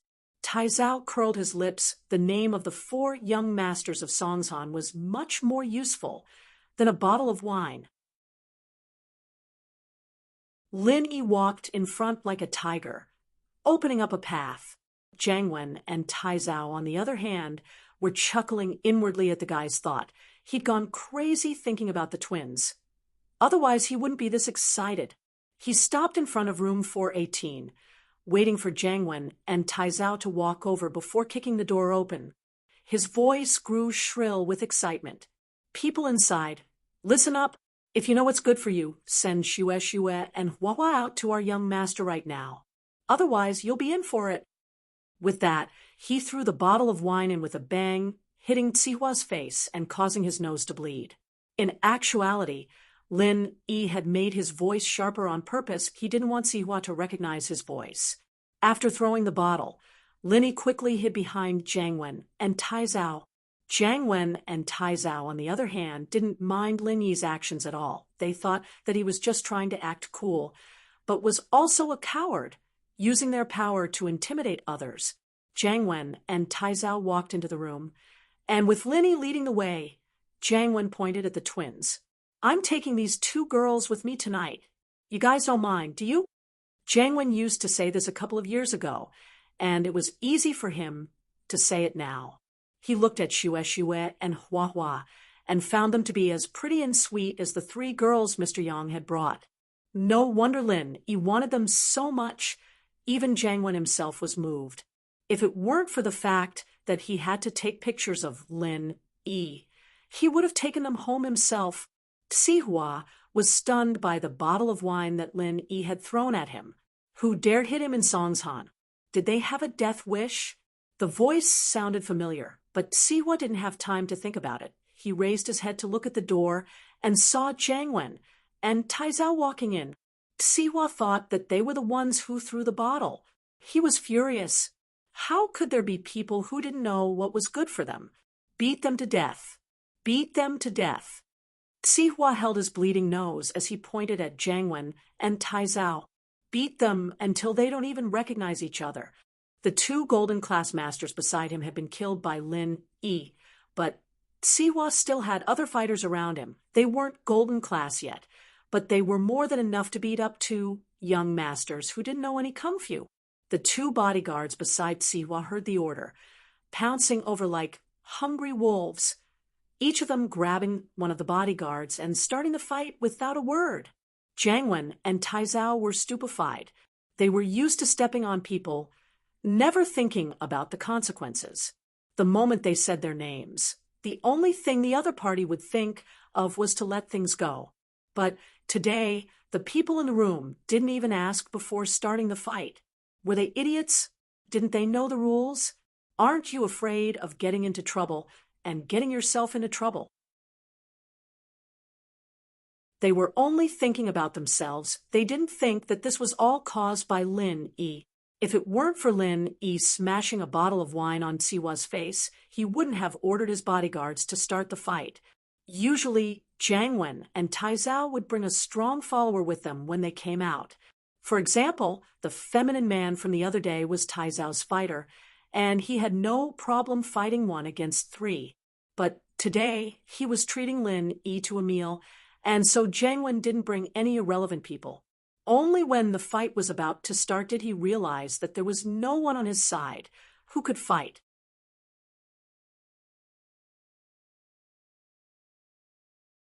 Chapter 358. Wasn't this a little too much?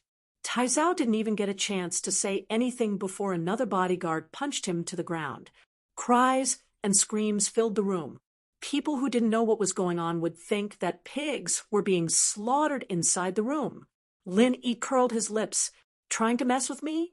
You too can enjoy the feeling of being screwed over yourself. Bye.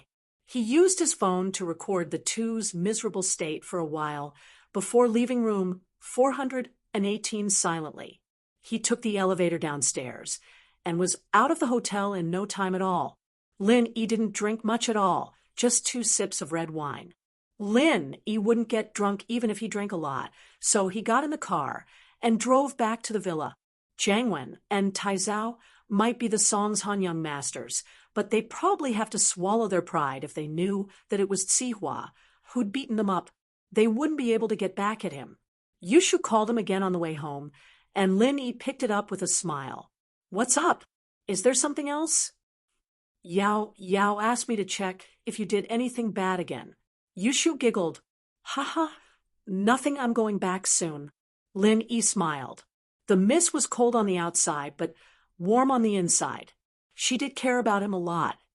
Shoo, don't say stuff like that. I'm just worried that he'll get filmed and sent to me. Meng Yao humphed, not admitting what she was thinking. Hee, Yao's angry now. Yushu stuck her tongue out. Shield bro, did you do anything to them? Yup, I'll tell you guys when I get back. Lin Yi found it hilarious the more he thought about Jiang Wen and Taizao.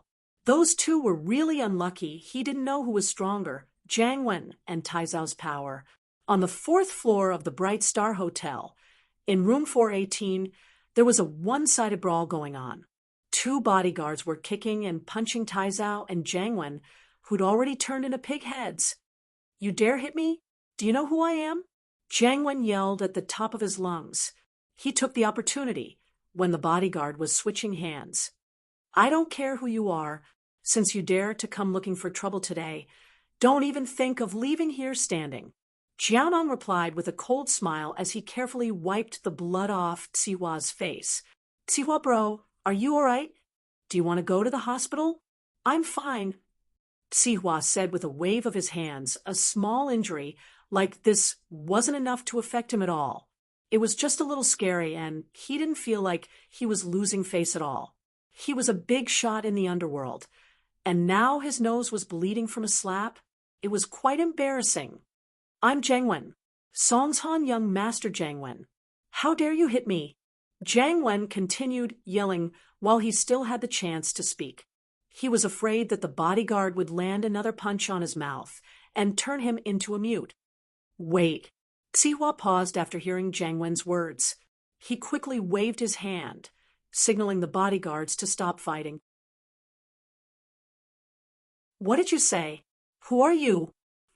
I'm the third of the Songshan young masters, Su Taizao. He's Jiang Wen bro, and Taizao forced himself up from the ground and pointed a finger at Tsihua. What now? Scared now? Not really, but there seems to be some kind of misunderstanding here. Tsihua stood up and walked up to the man. Are you really Jiang Wen? Of course. Jiang Wen wiped the blood off his face dark. Do you want to see my ID? No need. I'll believe you if you say so. Let me introduce myself. First, I'm Tsihua. Tsihua waved his hand and had the bodyguards help Jiang Wen and Taizao up. I don't give a f *ck who you are. Tsihua. Double kick, great cannon, whatever. How dare you hit me? You'll have your house confiscated tomorrow. Taizao waved his claws and fangs. Taizao, don't make a fuss. Jiang Wen frowned at the name and raised his head to look at Tsihua. As expected, the guy looked very similar to the Tsihua he'd seen in the documents, except that his nose was broken now. You're Tsihua, bro? Yes, I'm Tsihua. Tsihua nodded. Master Wen, is there a misunderstanding? You asked me to meet you at the nightclub on the 5th floor at 9. Why'd you come to my room early? I invited a friend here for dinner. He said he's interested in these two girls. Huh? Where's he? Jiang Wen turned around, but Lin Yi was nowhere to be seen. What a huge misunderstanding. The owner of this room was actually Tsihua.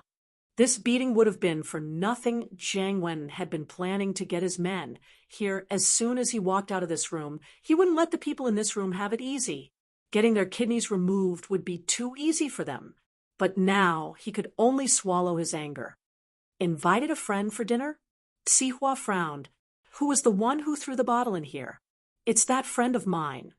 Jiang Wen suddenly called out to the hallway. Linny, Linny, Linny. The friend you invited is called Lin Yi. Tsihua's pupils contracted. You're saying that Lin Yi was the one who threw the bottle in here? What? You know Lin Yi? Tsihua bro? Jiang Wen could tell from Tsihua's tone that he knew Lin Yi. I do. How could I not know him? Tsihua smiled coldly. Not only do I know him, he's my enemy. Master Wen, I'm sure that you've been tricked by that Lin Yi. Jiang Wen's face darkened as he fell into deep thought after hearing Tsihua's words. He wasn't an idiot. He connected the dots and came to a conclusion immediately. Lin Yi had done this on purpose. He probably knew that Tsihua was in this room and knew that Xue and Huahua were here as well. That was why he purposely picked these two, using Taizao and Jiang Wen as cannon fodder to send them to Tsihua's room. In the end, a bottle had escalated the conflict, and Lin Yi was gone when the two of them went in stupidly.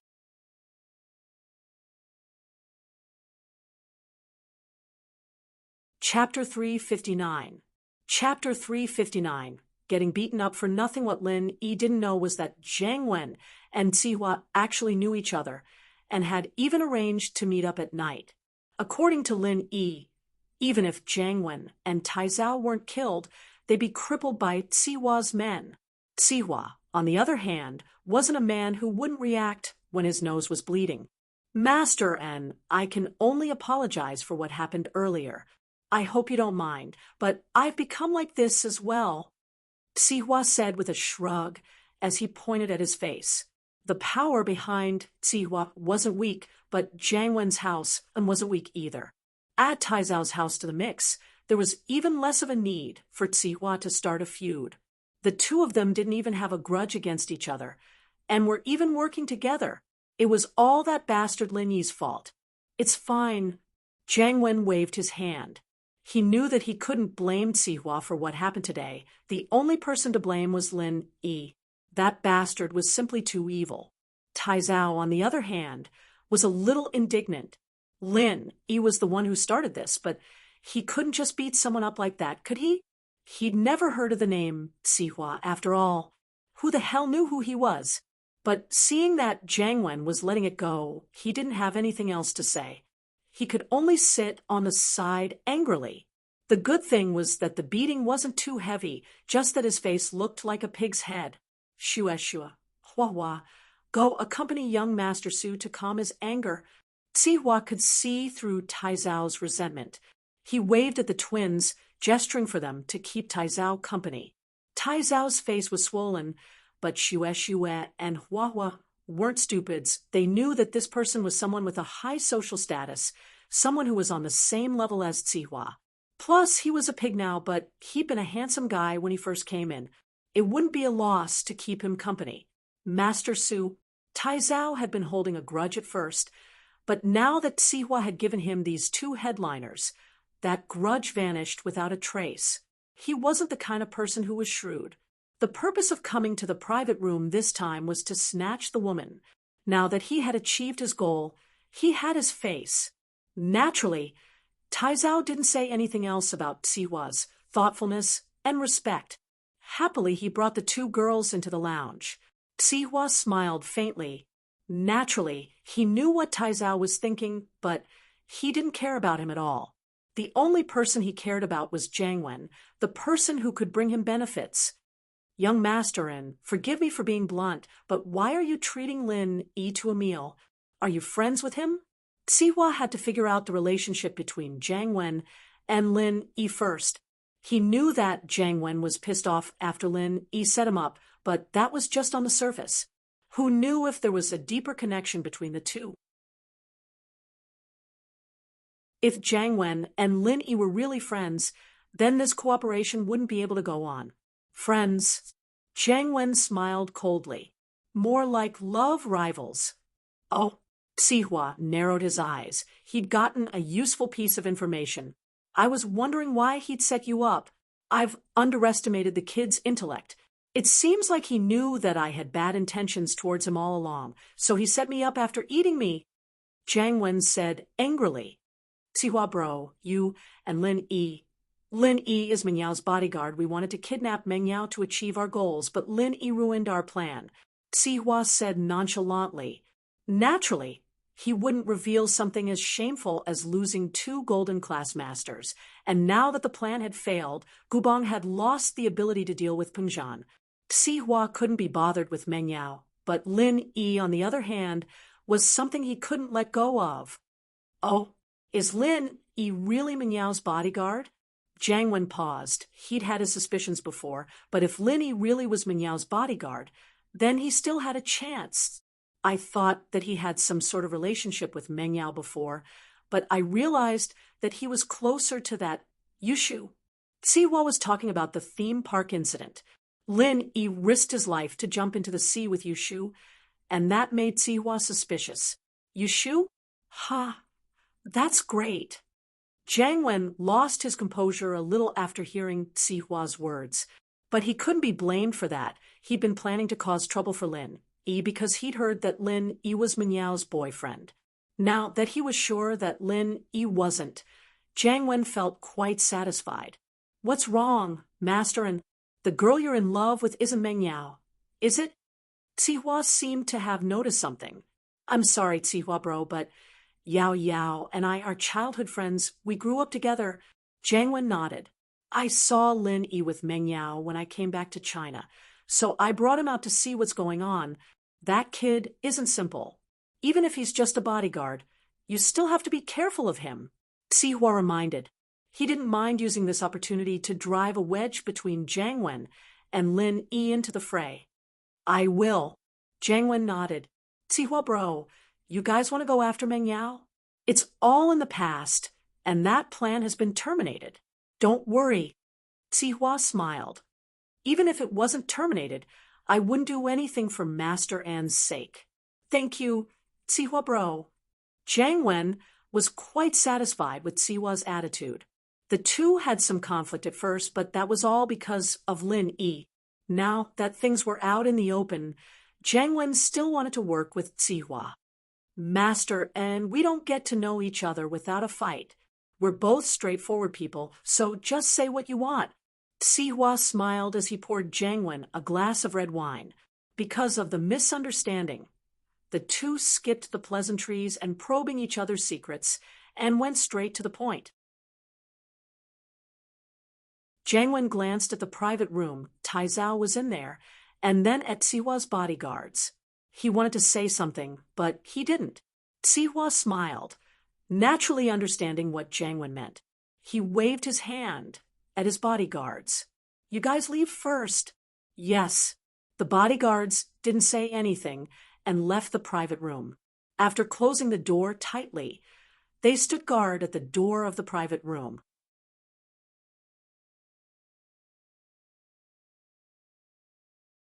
Chapter 360.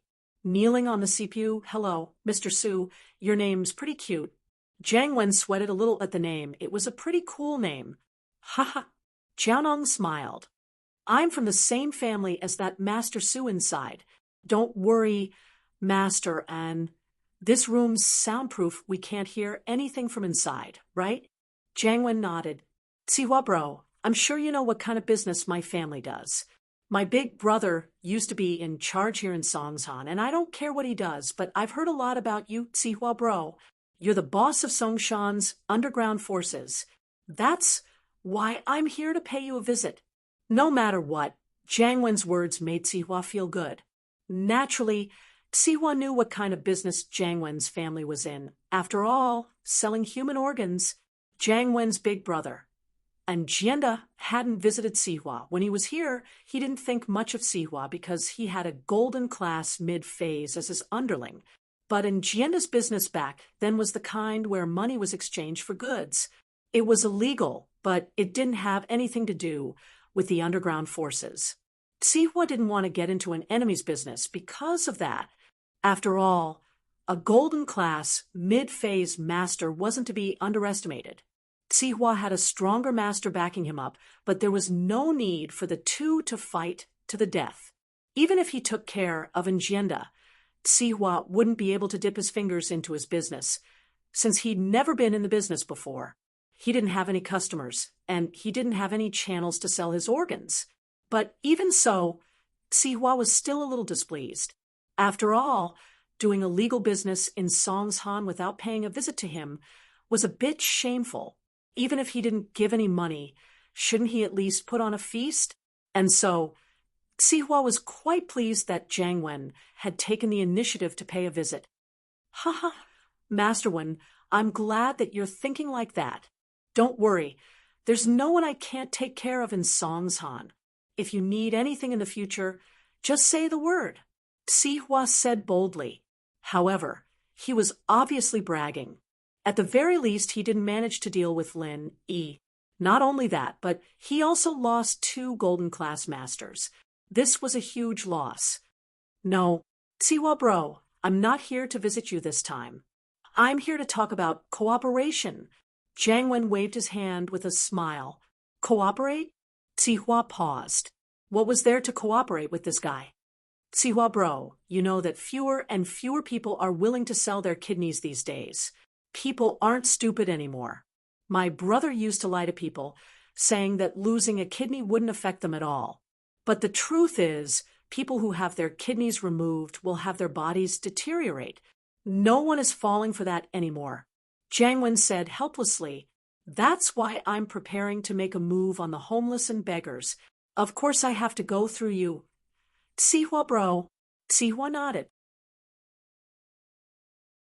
This Jiangwen was quite the attention. He wouldn't be able to interfere if it was just selling organs, but kidnapping people on his turf without Sihua's permission was a little disrespectful to him.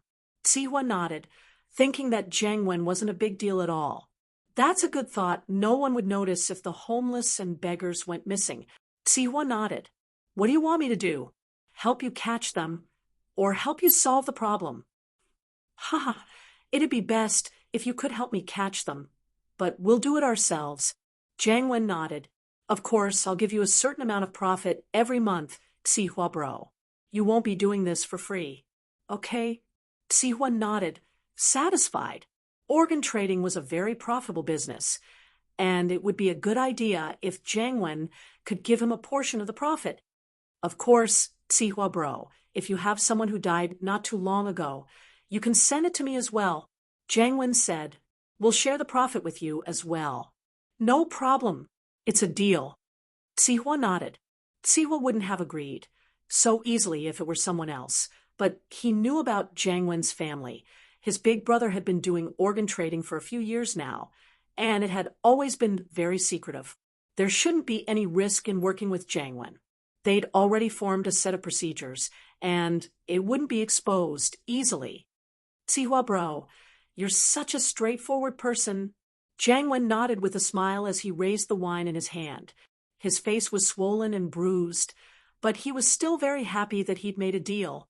With Sihua's support, his business would definitely grow. Plus, he'd learned something important today. Lin Yi wasn't Meng Yao's boyfriend, but her bodyguard. Things would be easier if that was the case, but it was time to change his plan of dealing with Lin Yi. If he really was a bodyguard, it would be a good idea to rope him in, but if he didn't, then he'd have no choice but to do the same. Meng Yao and Yushu sat on the sofa, watching TV.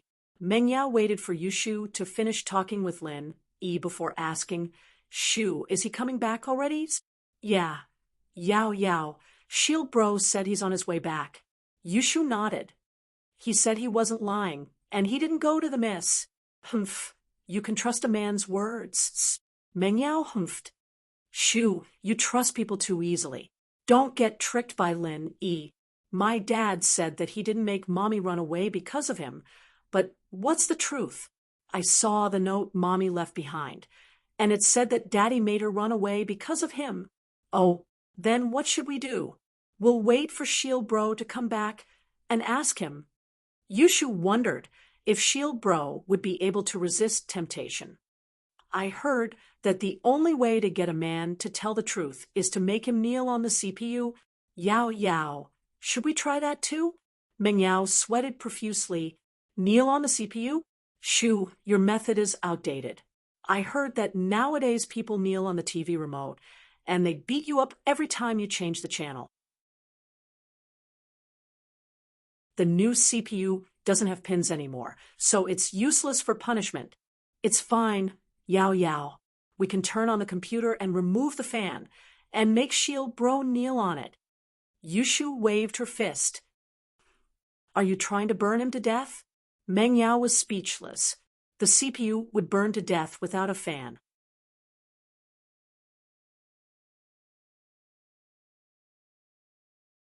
Chapter 361.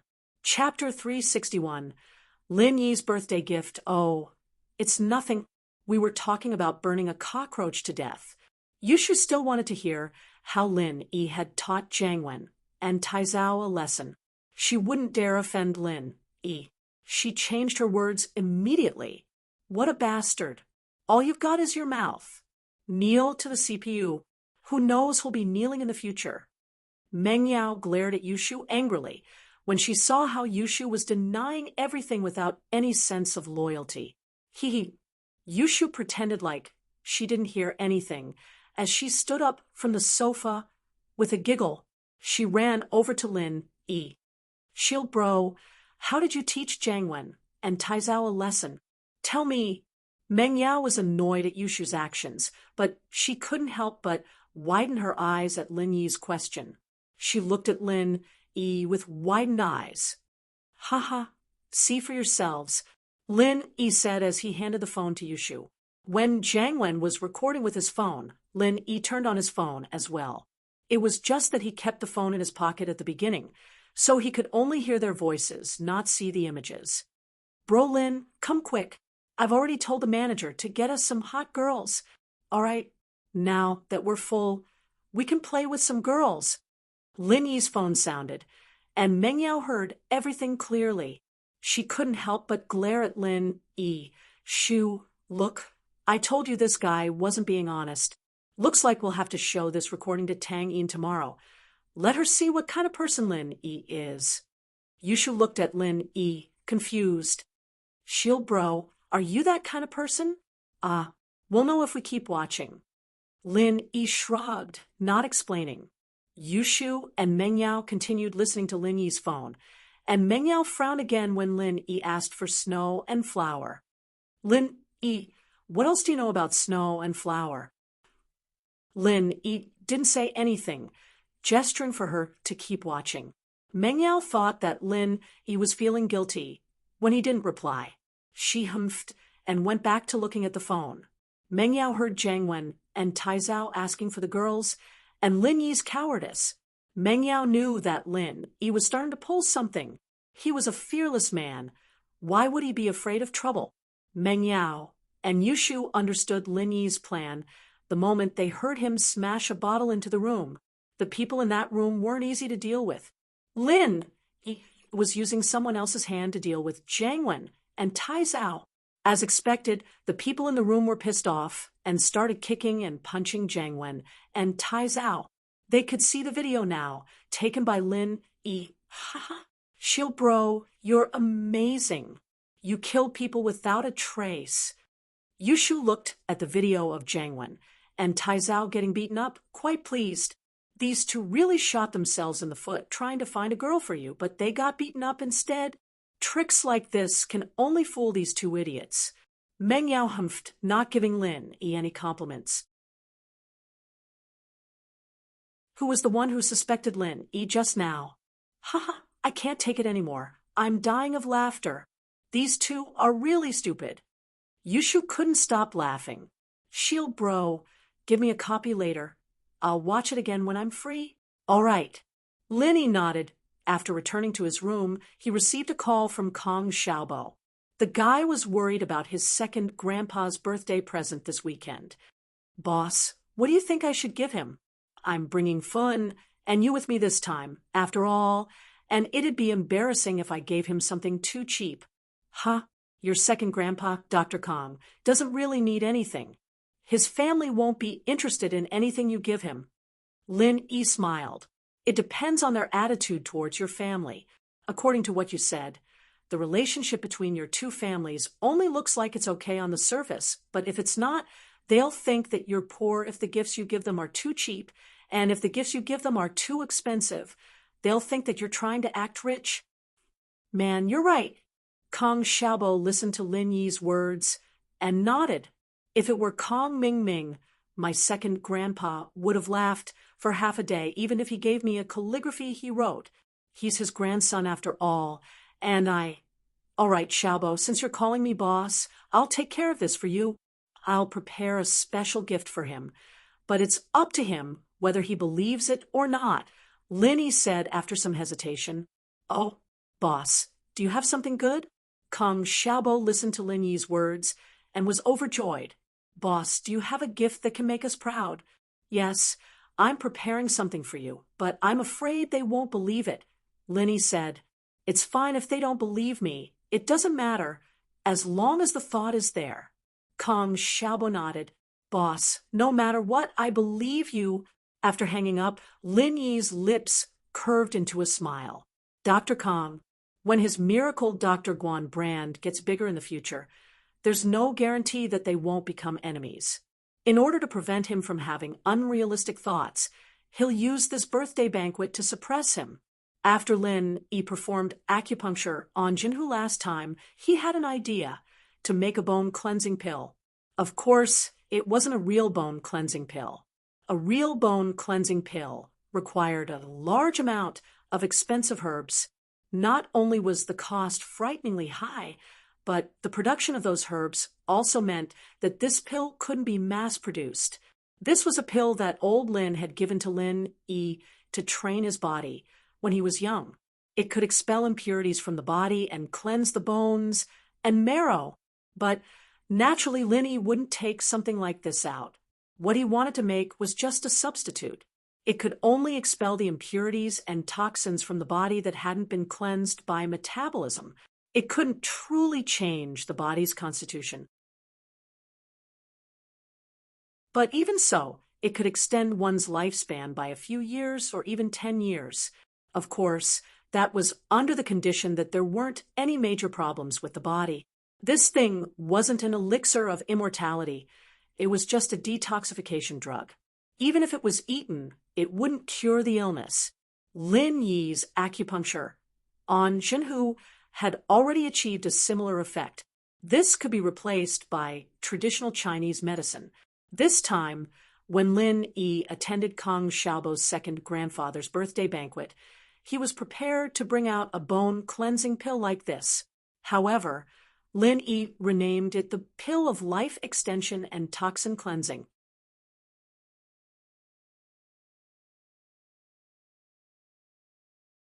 Chapter 362. Boss has a way, of course. Even if this thing could be mass-produced, Lin Yi didn't want to do it. He didn't want to leak the recipe either. Rare things were more valuable. People would only crazily chase after it when it was unique. Plus, once this thing was released, it would definitely attract the attention of various forces. Lin Yi didn't want to stand in the limelight just yet. He only took out a few pills. He didn't want to say that he made it himself. He just wanted to release some from time to time. This way, he could keep a low profile. Originally, Lin Yi wanted to make a few pills and give them to the celebrities when Miracle Dr. Guan's medical company opened. He wanted to make Miracle Dr. Guan's name known. But it wasn't a bad idea to give one to Dr. Kong as a birthday gift. If he believed it, then his words would be more convincing. If he didn't believe it, then he could only pretend that he wasn't fated to enjoy such a good thing. Lin Yi originally wanted to wait for Kang Xiaobo's second grandpa's birthday celebration to make the pill, but because of this phone call, Lin Yi had to prepare in advance. Luckily, he still had time. On Saturday afternoon, Kang Xiaobo called. Lin Yi drove to Ningshi Road Station to pick up Kang Xiaobo. Tang Yun's father, Tang Jucheng, was going to have surgery on Monday. Tang Yun had to stay in the hospital with her mother, so she was at the hospital. Lin Yi wanted to pick up Tang Yun after picking up Kang Xiaobo. As for Xiaofan, Kang Xiaobo had already discussed it with his parents. Lin Yi was his good brother, Tang Yun was Lin Yi's girlfriend, and Xiaofan was Tang Yun's best friend. Kang Xiaobo's parents didn't suspect anything. Instead, they thought that it was a good sign that Kang Xiaobo could bring a classmate. After all, Kang Xiaobo wasn't willing to go to his second grandpa's house in the past. The people on the other side invited him warmly, but Xiaobo continued to ignore them. Kang Xiaobo's parents didn't know that Kang Mingming had been mocking Kang Xiaobo in private. He was only pretending to be normal. The car stopped at Ningshi Road Station. Kang Xiaobo opened the door and got in. "Boss, let's go pick up Xiaofan first. She's at home." Lin Yi nodded. Xiaofan lived in the slums, so Lin Yi was familiar with the place. Man, Fan doesn't really want to go. She said she'd go, but now she's backing out. Xiaobo sighed after getting in the car. I tried to talk her out of it, and she agreed reluctantly. Who knows if she'll regret it later? That's normal. After all, going to see Kang Xiaoming is an eternal pain in her heart. Although she was mentally prepared for it, it's understandable that she would retreat when it comes to it. Lin Yi said, "After all, Kang Mingming hurt her. Although you want to completely forget Kang Mingming in this way, you have to consider Xiaofan's opinion. I understand, too. That's why I'll always be by her side. I won't let Kang Mingming bully her." Kang Xiaobo clenched his fist. "I'll protect her from harm. I believe you." Lin Yi nodded, but even if Kang Xiaobo didn't say it, he would still accompany Kang Xiaobo, and not let anyone bully him and Xiaofun. Lin Yi parked the car in front of Xiaofun's house. Kong Xiaobo went upstairs to pick Xiaofun up. Lin Yi sat in the car and called Tang Yun. Hello. The call was picked up very quickly and Tang Yun's voice came from the other side. Lin Yi, are you here? My dad is asleep. I can't speak loudly. Not yet. I accompanied Xiaobo to pick up Xiaofun. Lin Yi said, I'm downstairs. I'll pick you up later. And Tang Yun replied softly. Before she could say anything, Lin Yi heard Mrs. Tang's voice from the other side of the phone. Yun, is that Xiaolin? Go and play. I don't need you here. Your dad hasn't undergone surgery yet. He doesn't need you to take care of him. Then it was Tang Yun's embarrassed and helpless voice. All right, Mom. I understand. You don't have to worry. I'll leave in a while, okay? Lin Yi chuckled before hanging up. Kong Xiaobo supported Xiaofun as they limped down. Xiaofun had a limp. It was obvious when she walked. She usually sat in a wheelchair at home. However, it wasn't suitable for her to sit in a wheelchair today. I said I'd carry you down, but you didn't agree. Look, you almost fell. Kong Xiaobo saw Xiaofun stumble and almost fall at the door. He subconsciously helped her up. Xiaofun's outfit today was very fashionable and pure. She wore a candy t-shirt and a pair of jeans. Her hair was meticulously styled. She even had light makeup on her face. After her recuperation in the hospital, she looked completely different from her sickly appearance. She also wore a pair of exquisite sunglasses. She gave off a youthful and beautiful vibe. It was similar to Tang Yun's style. No wonder they were best friends. One could imagine that Xiaofun had many pursuers in the past. She wasn't inferior to Tang Yun. However, fate was unfair. It made her drop out of school and stay at home. If it wasn't for Kong Xiaobo, it would be hard for Xiaofun to walk out of her house. Although Xiaofun's heart wasn't completely open, she was much more cheerful than before. If it wasn't for her leg, Xiaofun would be even more radiant. Xiaofun is very beautiful today. Lin Yi comforted her. A girl like Fun was extremely lacking in confidence right now, and he needed to keep encouraging her. Is that so? Xiaofun lowered her head in surprise. I was afraid that Xiaobo would feel embarrassed. How could that be? It's very honorable for me to bring you out. Kong Xiaobo said. How could it be embarrassing to have such a beautiful companion? But my leg. Xiaofun knew that Kong Xiaobo was comforting her. At least to his parents, he didn't dare to tell the truth. Don't worry. Boss said he will cure you. He has a way. Kong Xiaobo said, and gave Lin Yi a look. Isn't that right, boss? Kong Xiaobo wanted Lin Yi to comfort Xiaofun. Even if he couldn't cure Xiaofun's leg now, he hoped that Lin Yi could give her confidence. After all, Xiaofun knew that Lin Yi knew medical skills. Xiaobo, you don't have to comfort me. The doctors in the hospital said that there's no hope. Xiaofun sighed.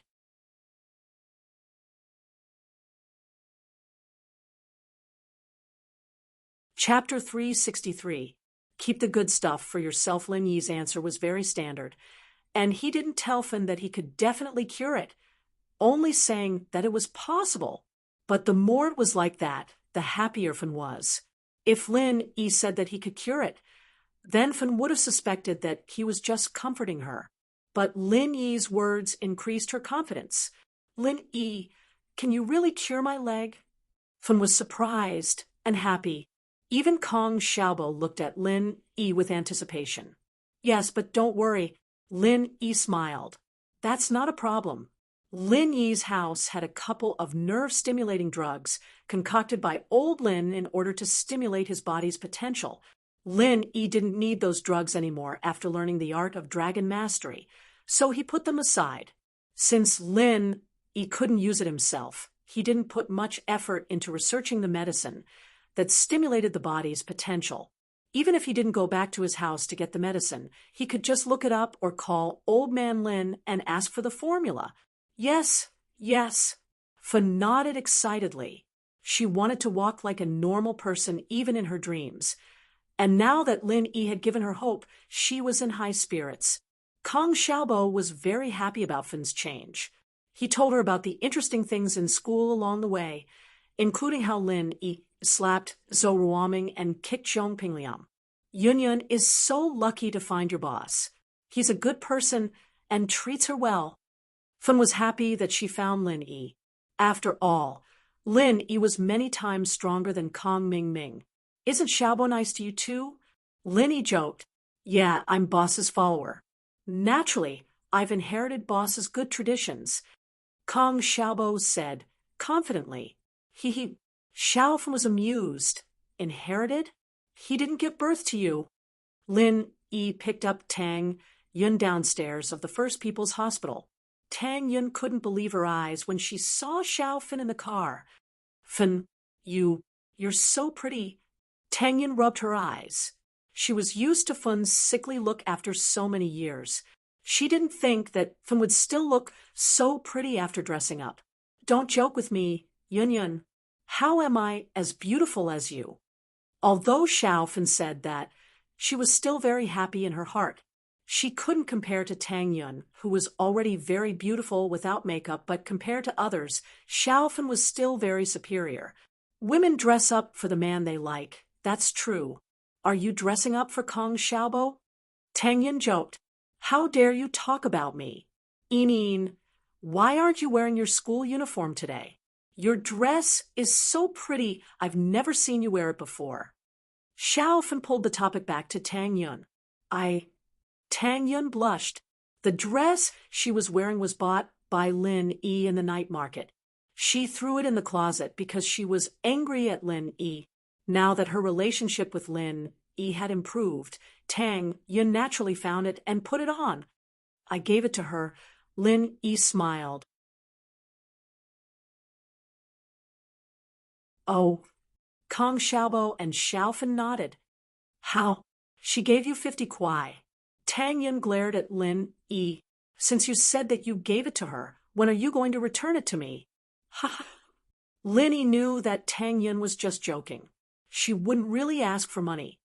Right, boss, where's the present you prepared? Kong Xiaobo suddenly remembered something important. Here! Lin Yi took out an antique box from his pocket and passed it to Kong Xiaobo. Oh, what's this? It looks pretty high-end. Kong Xiaobo took the box and opened it.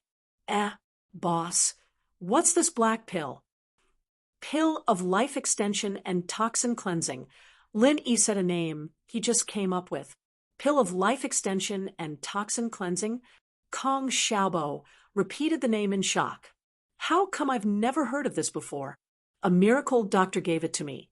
There's not a lot of it. Lin Yi said, after taking this pill, it can quickly expel the impurities and toxins in your body.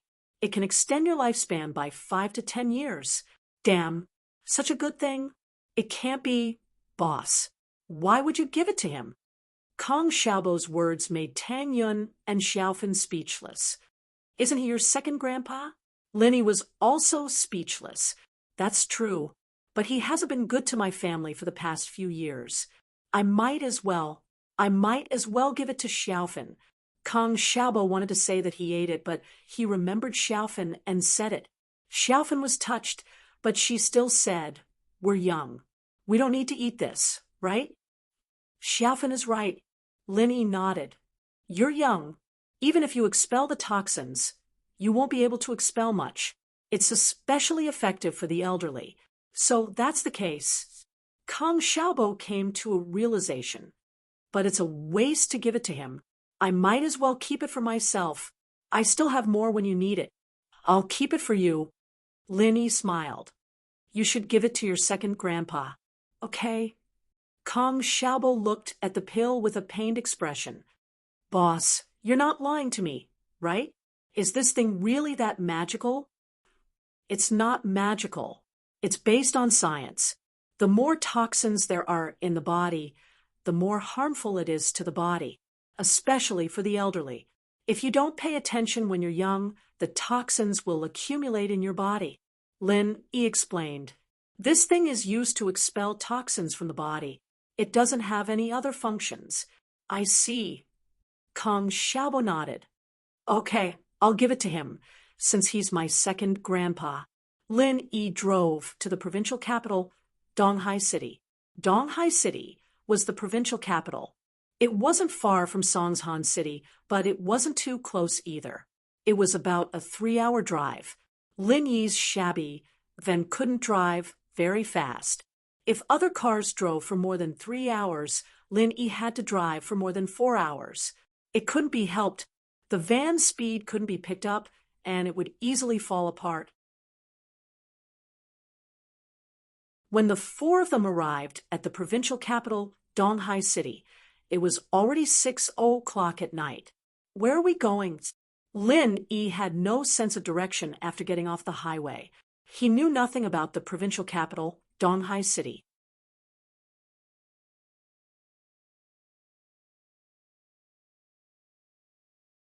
Chapter 364. Chapter 364. Master's old friend Kong Xiaobo's parents left in the morning. Kong Xiaobo said that he would come with his classmate's car, so his parents didn't wait for him. The call went through, and it was Kong Xiaobo's father who picked up. Xiaobo, you've arrived? Yeah, we just got off the highway. We're at the entrance of Donghai City. Kong Xiaobo said, Dad, where are you staying? I'll go look for you. I'm staying at Moon on the Sea Hotel. Sigh. Kong Fu sighed, and didn't say anything for a long time. Dad, what's wrong? Kong Xiaobo paused. He felt like his father had something he couldn't say. Dad, where are you? I'm staying at the hotel your second grandpa arranged for me. Kong Fu said, but, Xiaobo, bring your classmates to another hotel, one that's more luxurious. Don't neglect them. Ah? Kong Xiaobo froze. Dad, why are we staying outside? Didn't second grandpa book the whole hotel already? Sigh. Your second grandpa's family only reserved 1 room for us 3. Kong Fu said, they can't let you come back to stay by yourself. Can they? Didn't you tell them that I'm bringing classmates? Kong Xiaobo panicked. I did, but your second uncle said that he was too busy and forgot. Kong Fu sighed. Whether he really forgot or not, I don't want to pursue it. But your second uncle's words are too infuriating. He said that your classmates can just find a hotel that's 30 to 20 yuan, and he'll pay for it. Look, what are you talking about? Moon on the Sea. Isn't that the hotel we went to last time? Didn't he book the whole resort? Why aren't there any empty rooms? Kong Xiaobo felt like he had lost face. Lin Yi, Tang Yun, and Xiao Fan heard his father's conversation clearly. It made him angry. He said there will be VIPs. Forget it, Xiaobo. Dad will pay for you. Take your classmate to a more luxurious hotel. Kong Xiaobo's father was unwilling to argue on this topic. Don't neglect your classmate. Okay. Kong Xiaobo hung up the phone. He was so angry that he wanted to punch the car shed, but he finally retracted his hand. What a **king bully. Why? Last time on his second grandpa's birthday, Kong Ming Ming found a bunch of scoundrel friends, and they were all arranged to stay in the hotel. Many of them even had single rooms. His friends were fine, but his classmates had to stay in the hotel. What kind of logic was that? Forget it, Xiaobo. Lin Yi didn't think much of it. Then, let's find a place ourselves. Boss, you don't know. Moon on the Sea is actually a resort. It's huge. How can there be no rooms? Kong Xiaobo said hatefully. I think they are looking down on us. Moon on the Sea? Lin Yi was slightly stunned. Is that the name? Why? Boss, you know this hotel too? Kong Ming Ming looked at Lin Yi's stunned expression and asked curiously. Wait, let me make a call. Lin Yi hesitated for a moment before opening the door and getting out of the car. Although Lin Yi didn't want to use his previous connections, this was his last mission. After the mission, he wanted to live an ordinary life. Even if he had to be the Missy's follower for the rest of his life, he would accept it. This was because this kind of life without bullets and blood on the edge was too nostalgic. However, this time, because of Kong Xiaobo, the only brother he knew after integrating into his ordinary life, Lin Yi decided to make an exception for him. Lin Yi walked to a position a little further away from the van and dialed a number. After the phone call went through, it was quickly picked up on the other side. There was a pleasant female voice. "Eagle, how did you guess it was me?" Lin Yi was slightly stunned. "The location of the call is Donghai City." The voice was a little reproachful. "At present, except for you who has a special mission there is no one there."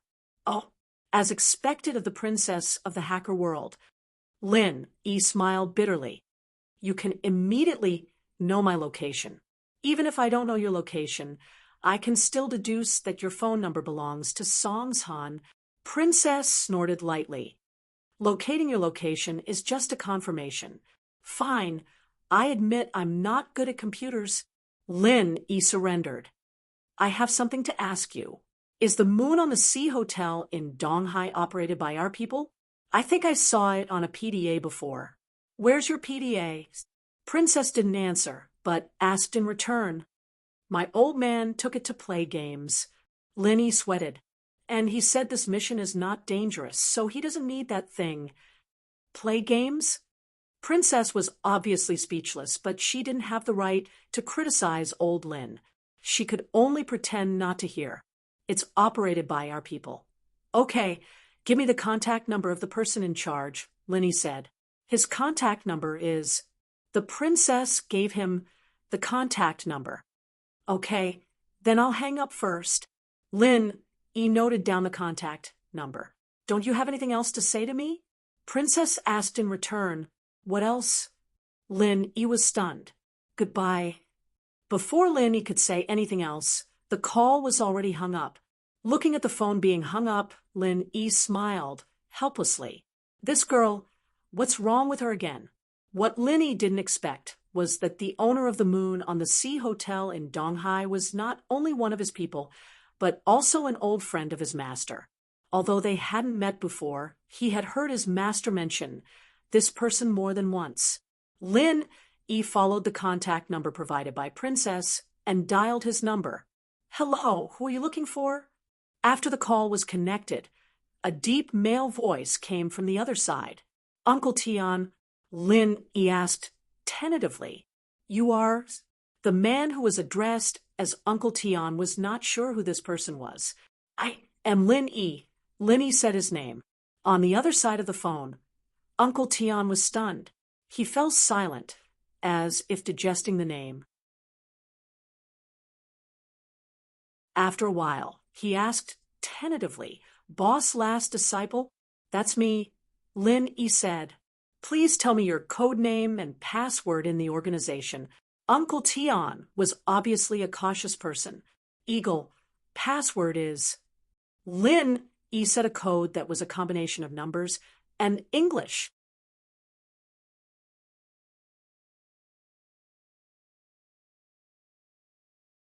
Chapter 365. No, all kinds of people. Why would I need anything? Lin Yi's identity was special, but Uncle Tian was his elder, an old friend of his Shifu. Lin Yi wouldn't put on airs.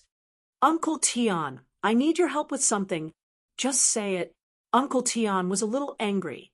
"Your boss's disciple. Your words are the same as boss's. It's like this. I'm going to his second grandpa's birthday party with my classmate, but we don't have any rooms left. Do you have a place to stay?" Lin Yi asked. "That's it?" Uncle Tian froze. It was too simple. "Are you going to Kong Light-Size birthday party?" "His surname is Kong, Dr. Kong, but I'm not sure if it's this Kong, like I—" Lin Yi felt a chill when he heard Dr. Kang's name, as expected of a moneymaker. "That's him then." Uncle Tian smiled. "The entire resort has been booked by the Kong family, but I have a private villa that's not open to the public. You can just come over." "All right, I'll head over now. I'll call you when I get there." Lin Yi reminded him. I'm a student now. I understand. Uncle Tian smiled. He wouldn't ask too much about Lin Yi's identity and what he was going to do. Lin Yi hung up and returned to the car. He said to Kong Xiaobo, "It's done. Let's go." Where? Kong Xiaobo was surprised. To the moon on the sea resort. Lin Yi said as he started the car. There's no room in the resort. Boss, you found someone? Kong Xiaobo was excited. We can stay at the moon on the sea resort too? Yeah. Lin Yi nodded. The owner of the hotel is an elder of mine. Damn. Boss, you're amazing. Kong Xiaobo was full of admiration. His eyes were blazing with passion. He could finally hold his head high and let off some steam. Didn't her second uncle not allow her to stay here? And he stayed there. It doesn't matter if he doesn't have a room. I don't need to prepare a room for him. I have a room to stay in. Seeing how excited Kong Xiaobo was, Tang Yun looked at Lin Yi curiously. This guy seemed to be able to solve any trouble easily. Did he know the owner of Donghai Ocean Moon Hotel? He knew quite a few people. Oh, well, don't be angry. Not only do we have a room to live in, but we also live in a villa. Lin Yi smiled and comforted Kong Xiaobo. Villa? It can't be? Kong Xiaobo's eyes widened. I heard that Bright Moon over the sea has a total of 30 independent villas. Only 20 of them are open to the public, and 10 of them are for private use. That's right, boss. You know their boss. Naturally, you have a villa for private use. Although Lin Yi didn't know where Bright Moon over the sea hotel was, he removed the GPS from Yushu's Beetle and installed it in his car before he left. It was a very famous hotel. Lin Yi searched for it on the GPS and found a clear route to the hotel. Kong Xiaobo's second uncle, Kong Mingming's father, was standing at the entrance of Bright Moon over the sea resort with Kong Mingming welcoming the guests. As for Kong Xiaobo's uncle, he was the CEO of Dr. Kang's medical group. His position was much more important than Kong Xiaobo's second uncle. He was currently in the hotel with a few important guests. Boss, that's my second uncle. The one beside him is Kong Mingming. Kong Xiaobo pointed at the person not far away and introduced him to Lin Yi. Xiaobo. Xiaofan faintly saw the figure of that person and closed her eyes in fear. This was the person that she had yearned for day and night. But at this moment, Xiaofan couldn't tell what kind of feelings she had for this person. Longing? Hate? Or fear? Kong Xiaobo grabbed Fan's hand tightly and comforted her. It's okay. It's okay. Boss and I are here. No one will bully you. I'm still a little scared. Fan was a little nervous as she held on to Kong Xiaobo's hand tightly, not daring to let go. It's okay. If you're not ready, just lie down and close your eyes. It'll be fine. Kong Xiaobo comforted. Okay. Fan nodded and followed Kong Xiaobo's instructions, closing her eyes and lying down. Beep, beep. Lin Yi pressed the horn twice in front of the railing of the resort's driveway. Kong Mingming took a glance at Lin Yi's car and walked over impatiently. He complained to the security guard beside him. Can't your hotel's delivery car go through the back door? How many times have I told you? If you go through the front door, wouldn't it affect the guest's mood? Yes, second young Master Kong. The security guard apologized carefully, but when he looked at the license plate of Lin Yi's van, he was a little puzzled. I don't know this car? Is he a delivery car for the hotel? Delivery car. Go through the back door. Kong Mingming ran over impatiently and shouted at Lin Yi while waving his hand. I'm not a delivery car. I'm here to stay. Lin Yi was a little speechless. This was the second time he was mistaken as a delivery car. Stay? This place has been booked by my family. There are no more rooms. You should go somewhere else. After Kong Mingming finished, he ignored Lin Yi and walked back. Why would a stranger waste his breath on him? Kong Mingming didn't have the time for that. Kong Xiaobo frowned, but he opened the car door and got out. Zhao Ming, it's me and my classmates. We're here to celebrate second grandpa's birthday. Oh. Kong Mingming saw Kong Xiaobo get out of the car, and he was obviously stunned. Didn't he ask his father to tell Kong Xiaobo not to come and stay outside? Kong Ming didn't have a good impression of Kong Xiaobo.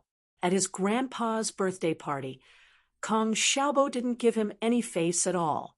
He was cold to his big brother, which made Kong Ming feel very embarrassed. Which of his relatives did not fawn over him with the utmost respect? Why are you, Kong Xiaobo, so arrogant? Although you're also a member of the Kong family, you're not from my bloodline. What's there to be arrogant about? All right, since you're so arrogant, then just you wait. When Kong Ming heard that Kong Xiaobo invited his classmates to his grandpa's birthday party, he subconsciously thought that Kong Xiaobo wanted to show off his family's power to his classmates. His second grandpa was the famous Dr. Kong. However, since Kong Ming already had a grudge against Kong Xiaobo, how could he let him have his way? Since you want to show off, I'll make you lose face. Therefore, he purposely asked his father to tell Kong Xiaobo's father that there was no more room in the resort. He asked Kong Xiaobo to find a hotel to stay with his classmates and then reimburse him. You're tuning in to the Mystic Fist YouTube channel. Don't forget to subscribe and join us on this journey to catch the most captivating stories.